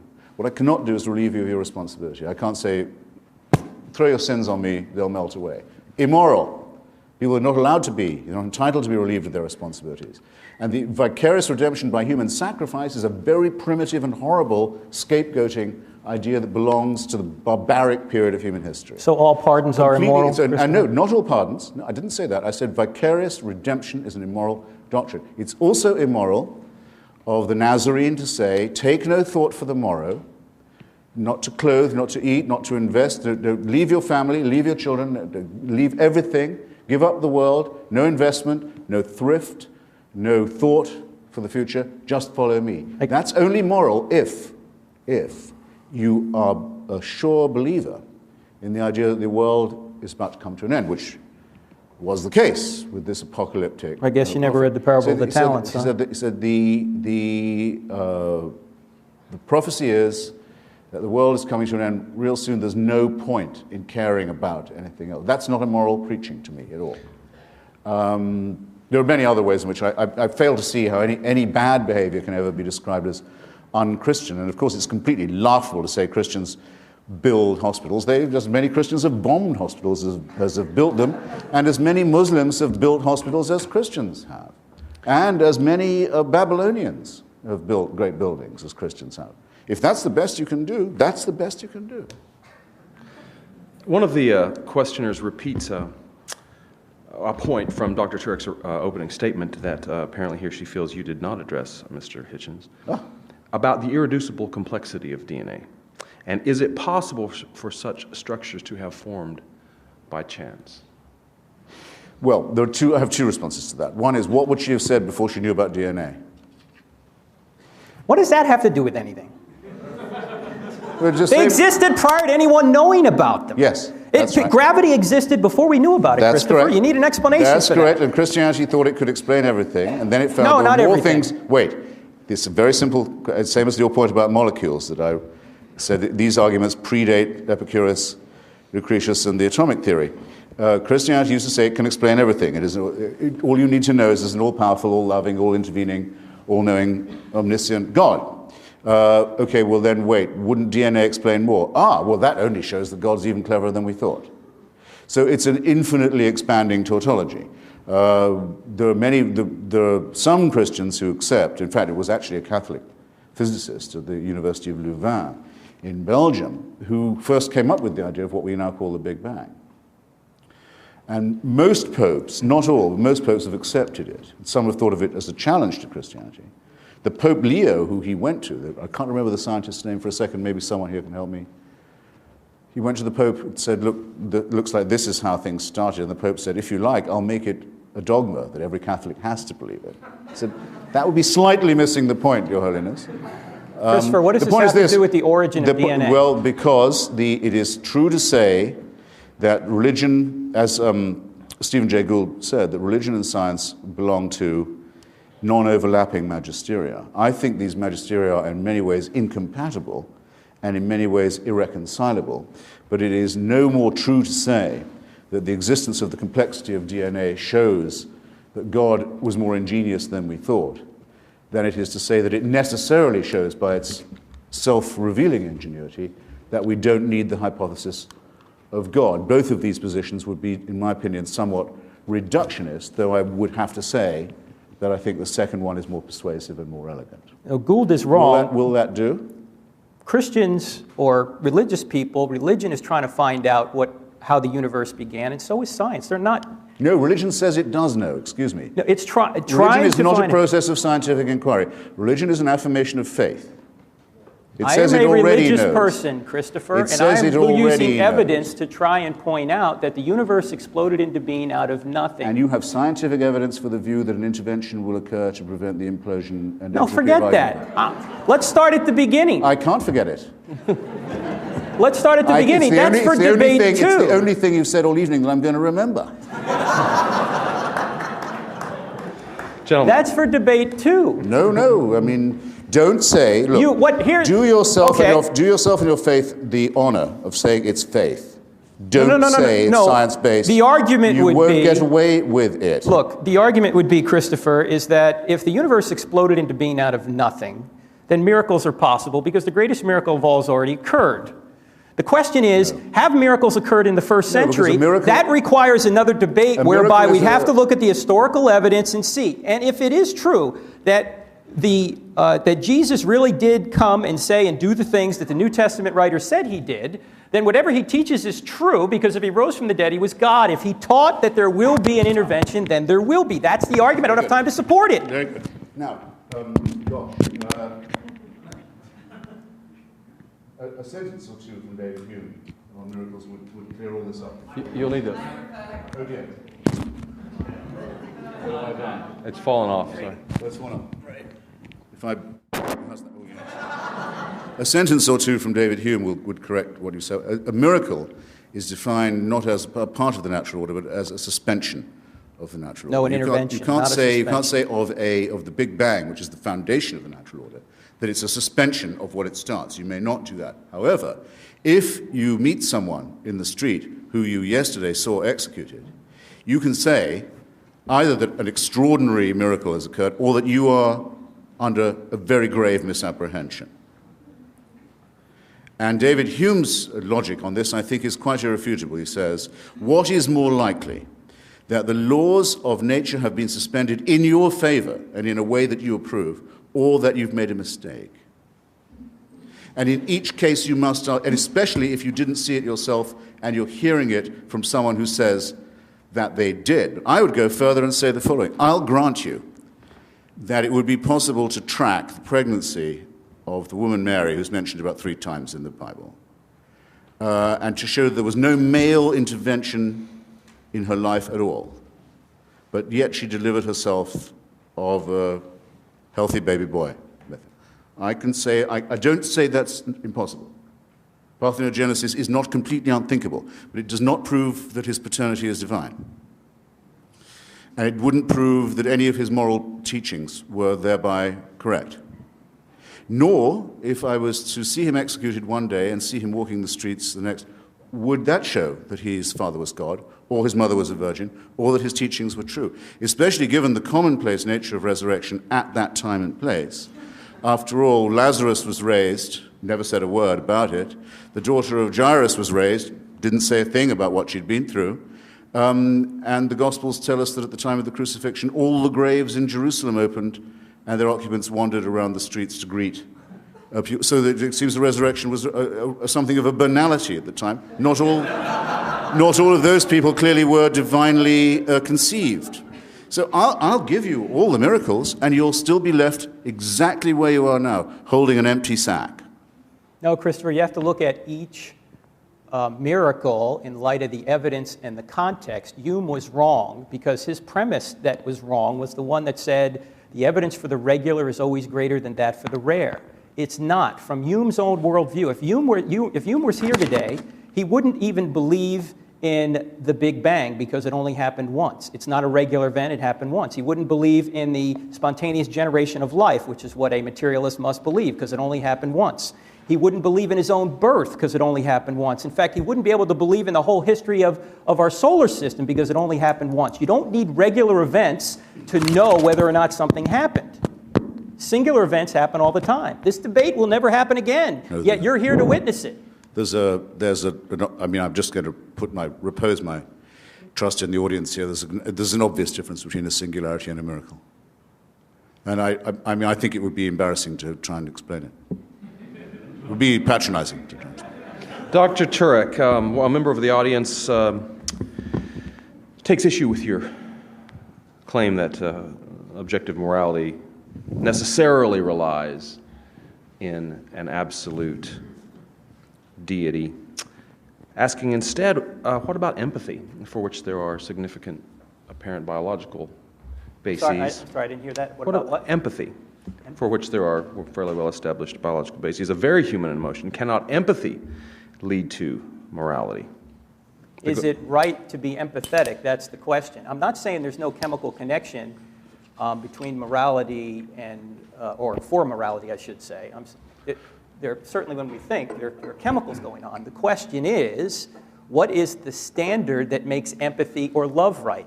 What is the chemical composition of love? How much does justice weigh?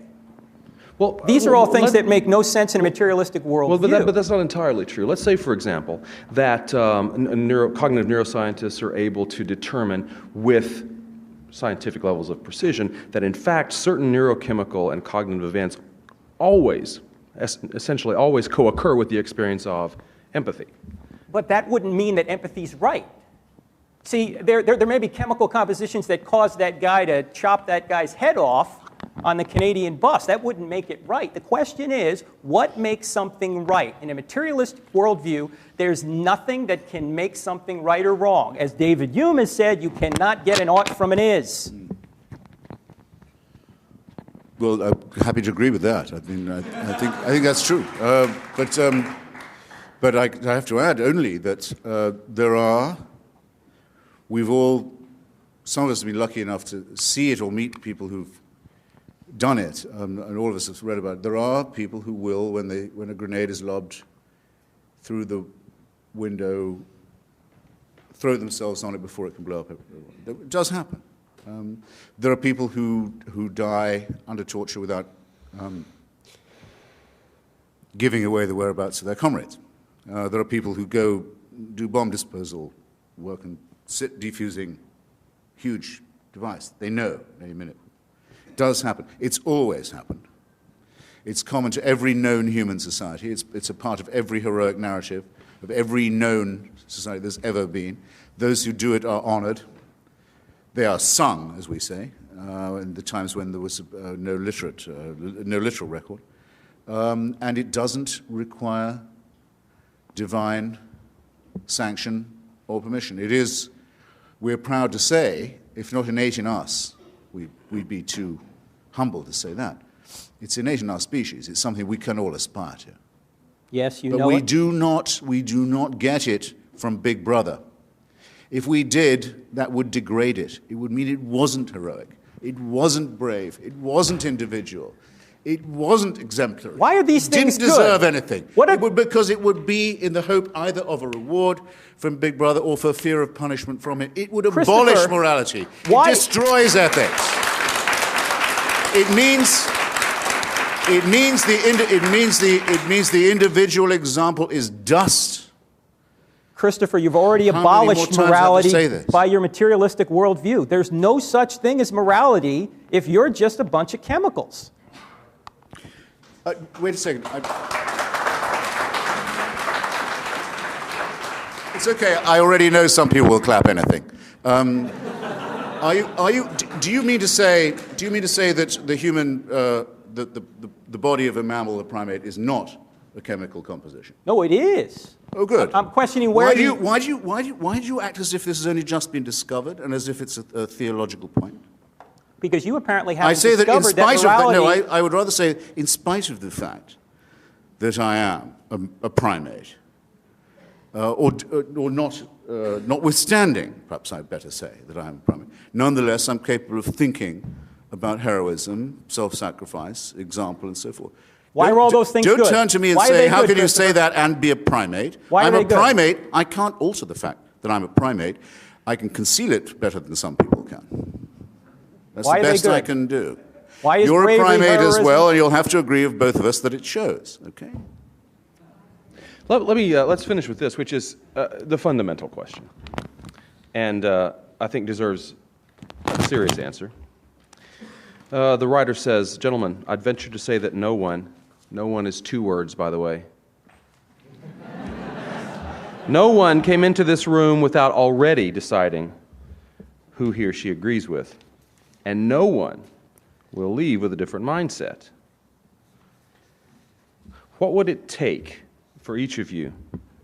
What evidence would you need? Upon what basis would you make a decision to change your mind fundamentally about the question that we gathered here to discuss this evening? Great question. Well, Christianity would be refuted by somehow discovering the body of Christ. Theism might be, I don't know how you could refute theism if all the scientific evidence somehow changed, if, I don't know how you deal with the morality issue, if the fine-tuning didn't occur, if we could find, if the universe is eternal, it wouldn't need a cause, but all the scientific evidence seems to suggest the universe is eternal, so it needs a cause, and the cause must be immaterial, spaceless, timeless. But if all that changed, that might be, at least get me to doubt theism. Sir? In most of the debates, I wish I'd thought of this evening, actually. Oh, God. Much too laid back. Much too laid back. In most of the debates I've taken part in, I wish I'd thought of doing it this evening, too. We took a vote before the debate, including registering the undecided, and then one at the end, basically to see where the undecided had gone. So, and I was always surprised by how many people had come, or at least were willing to consider themselves as having come with an open mind. My view is this: very few people have that much difficulty thinking of themselves as objects of a divine plan. The great advantage religion has is our own solipsism. It's the same as people who don't really believe in astrology, but they'll take a quick peek to see what's happening to Taurus today. And if it says, well, might be a good time for a flutter on the stock exchange, not to think, hang on, the planets don't really move to determine my investments, but maybe, it's not impossible. It could all be about me. I think about it quite a lot, actually, because I have the same birthday as Thomas Jefferson, April the 13th. Except that I don't, because he was born under the old calendar. And I think though it says on his tomb he was born on the 13th of April, he was actually born on something like the 25th of April under the old calendar. I've often wondered how the horoscope people managed the transition, the time when everyone had to change which star sign they were. I dare say it got done easily enough. Religion works for most people because to have people, in a sense, horribly do want it to be true, that they are supervised, that God looks out for them, that they might be rewarded or they might be punished. It has this terrible servile advantage. That's why I consider it to be morally superior to be an atheist, to say, I would rather live without that ghastly master-slave mentality. And no evidence or no event that could change your commitment to that belief. Well, I can only say that if there was, I'm very relieved to find, having studied what I think of as the best evidence in arguments among physicists, biologists, paleontologists, students of mythology, history, archaeology, and so on, very relieved to find there's no evidence for it at all. If I thought it was true, I would consider myself condemned to live under a tyranny. And I've spent my entire life repudiating that idea and helping, I hope, others to think the same. But there is not a chance, of course. There isn't a single chance that anyone will find that, hey, after all, we can definitely know that a virgin conceived or that a condemned felon walked again. And it's quite absurd for anyone to argue in scientific terms as if any of that is even thinkable.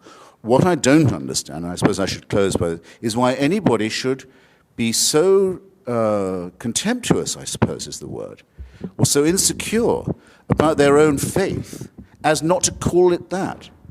Did you hear him say at any point this evening, this is my faith. I believe it in spite of the evidence to the contrary. I lay my life on it. I believe I'm redeemed by it. I think I will live eternally because... No, he has no confidence to say anything like that. Instead, he tries to mix it up in an area, scientific inquiry, where he's no more competent than, hey, even I am.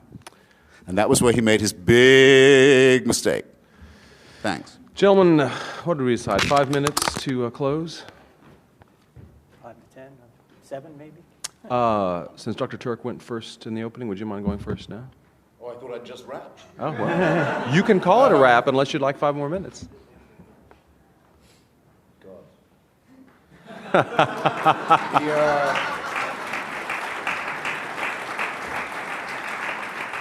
When asked what I think are the most erotic words in the language, I sometimes think, cat.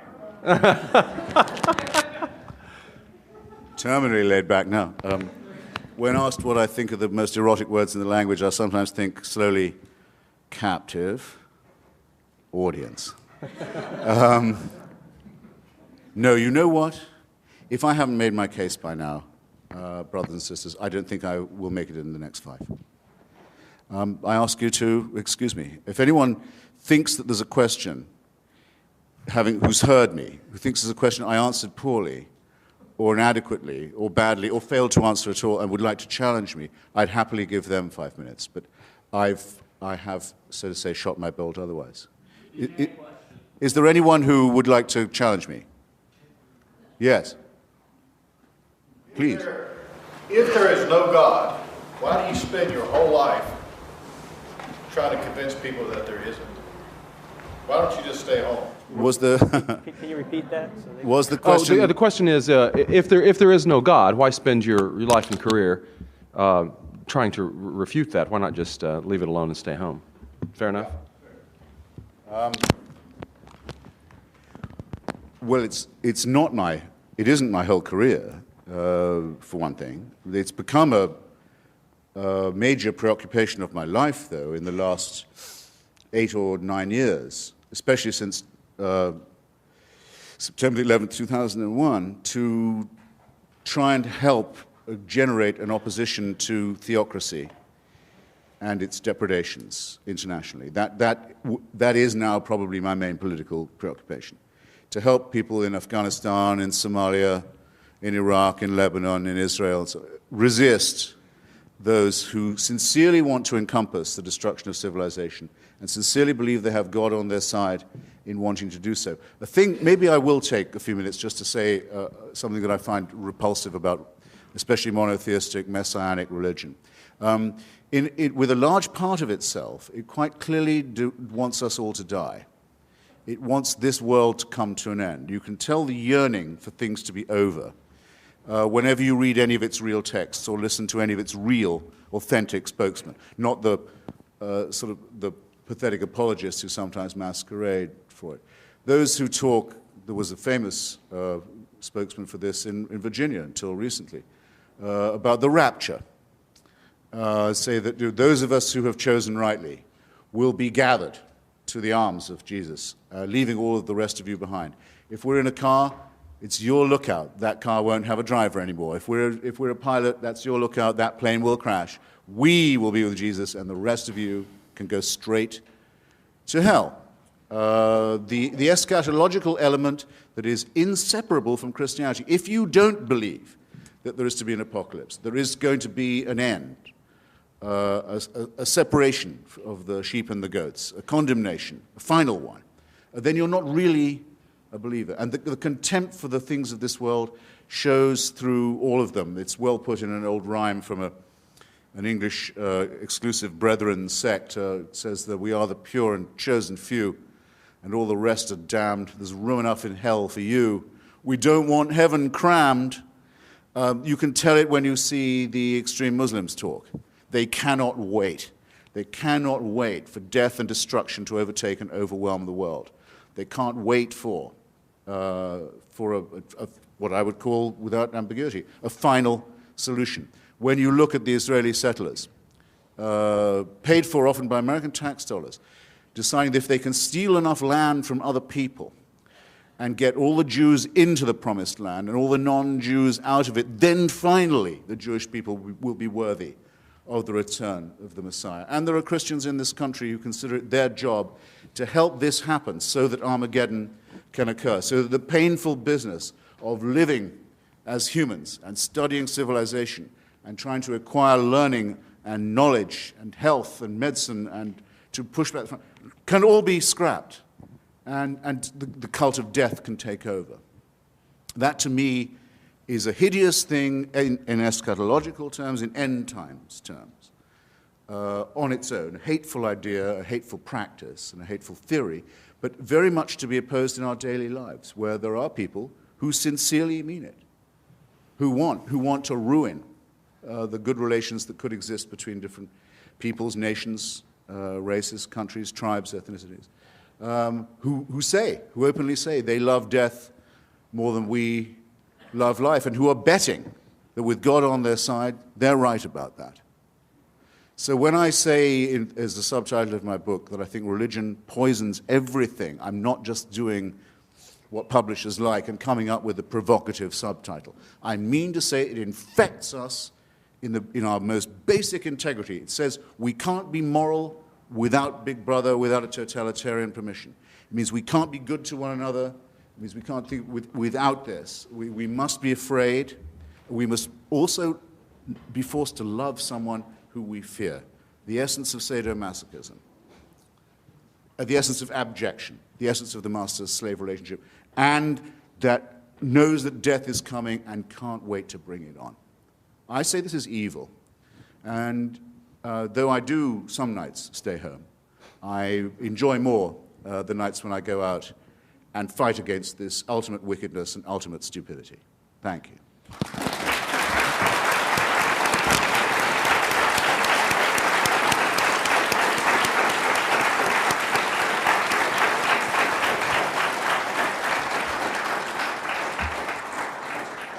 Dr. Turek, your close.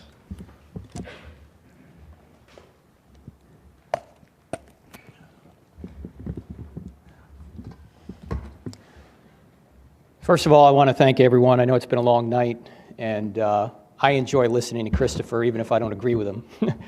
And I want to thank Christopher for being here and putting so much effort into this debate. Let me just clean up a few things that I wasn't able to respond to before, and that is this issue of design, where Christopher seems to say because things are going to oblivion, it wasn't designed. Well, first of all, design in a world constrained by physical constraints can only be optimal if you know the purpose of the designer. Stephen Jay Gould had a book years ago called Panda's Thumb, where he complained that the panda's thumb was not as good as our thumb. It only seemed to enable the panda to strip bamboo. Well, maybe that's all the panda was supposed to do, is strip bamboo. You can't say it's suboptimal design unless you know what the purpose of the designer was. My car is not designed perfectly, but it's still designed.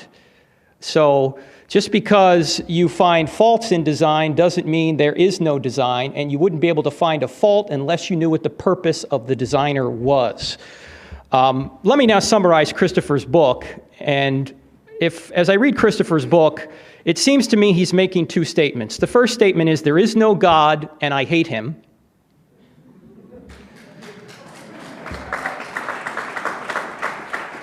After all, Christopher defines himself as an anti-theist, not an atheist, but an anti-theist. And that's why he couldn't even respond to the question, what might change your mind? Nothing is going to change Christopher's mind. His mind is made up. The second, he's narrow-minded, yes. The second major point he makes is, since religious people do evil things, God doesn't exist. That is a non sequitur in logic. We all do evil things. That doesn't mean our parents don't exist. Just because people do evil things doesn't mean that all religion is false. And Christopher bunches all religions together and makes no distinctions that need to be made. I am with you, Christopher, on your opposition of radical Islam. I am with you. I am with you politically on more things than you will know, because I think many religions are false, and there are many false beliefs. In fact, Many religious people, here's the points Christopher makes, and he's right about many of these things. Many religious people have behaved terribly. Many religious beliefs are false and can't be justified. You don't need to believe in God to know right from wrong. You don't need the Bible or any other religious book to know basic right and wrong. Morality predates Scripture. I agree with all that, and that, in fact, is the Christian view as well. And unless someone outside of the universe intervenes or the laws of nature change, this incredibly fine-tuned universe will go to oblivion. I agree with all that. But none of these things are arguments against the existence of God. God could still exist even if all of Christopher's assertions and complaints are true.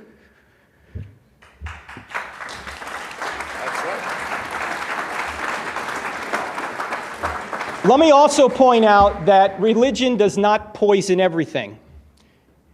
Everything poisons religion.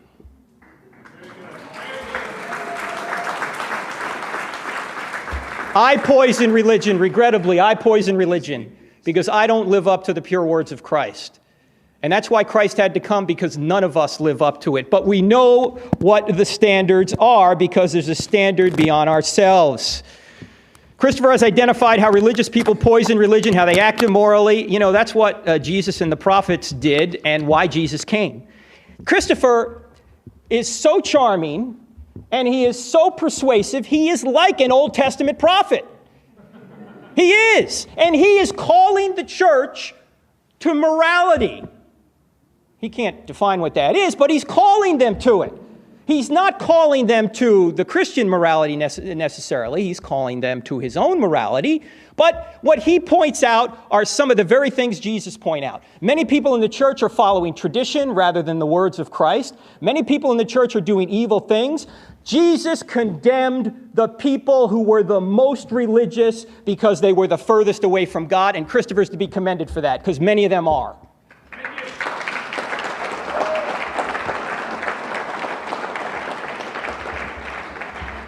But unlike Jesus, who appealed to God's standard of morality, Christopher's atheism affords him no objective moral standard by which to judge anything wrong, including all the sins of religious people: circumcision, sexual restrictions, suicide bombing, etc. He has to borrow objective morality from the theistic worldview in order to argue against it. He has to assume God in order to deny him. He has to sit in God's lap in order to slap his face. He also has to borrow aspects of the theistic worldview in order to even get his worldview off the ground.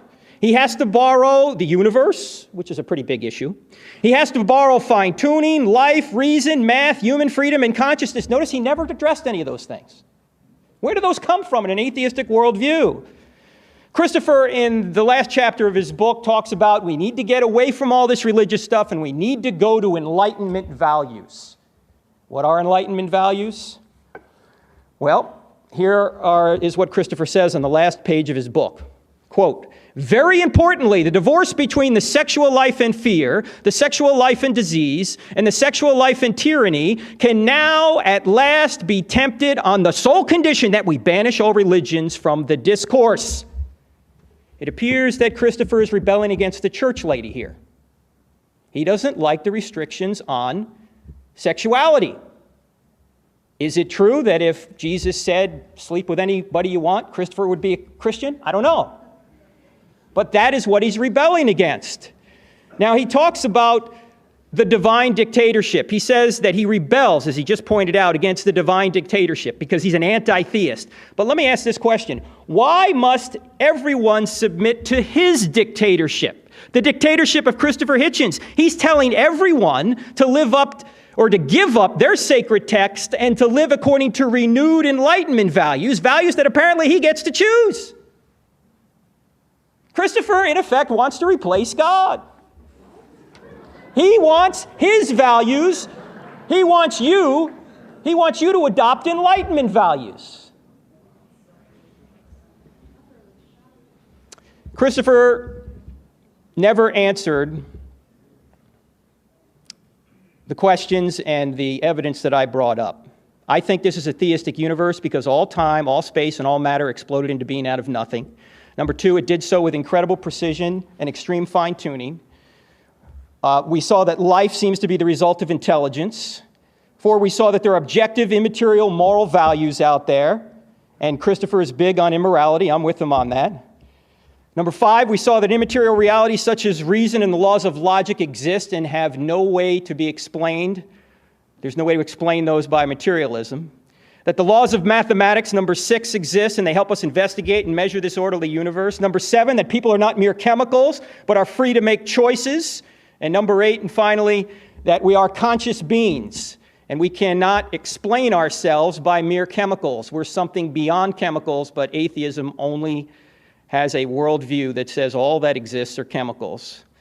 Because Christopher and his atheist friends have not been able to explain any of these realities from an atheistic perspective, they have instead relied on speculation and faith. I don't have enough faith to be an atheist. Now, there's one more other point. Christopher may think that there is no God and he hates him, but God thinks there is a Christopher Hitchens, and God loves him. Thank you.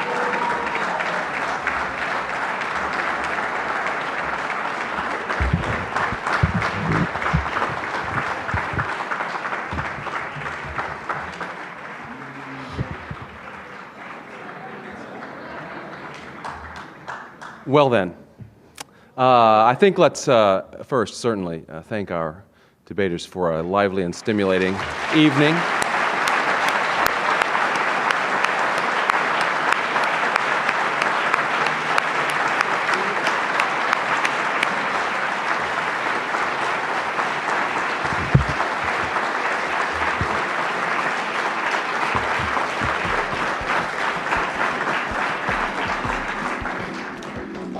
Good evening. Thank you again for coming.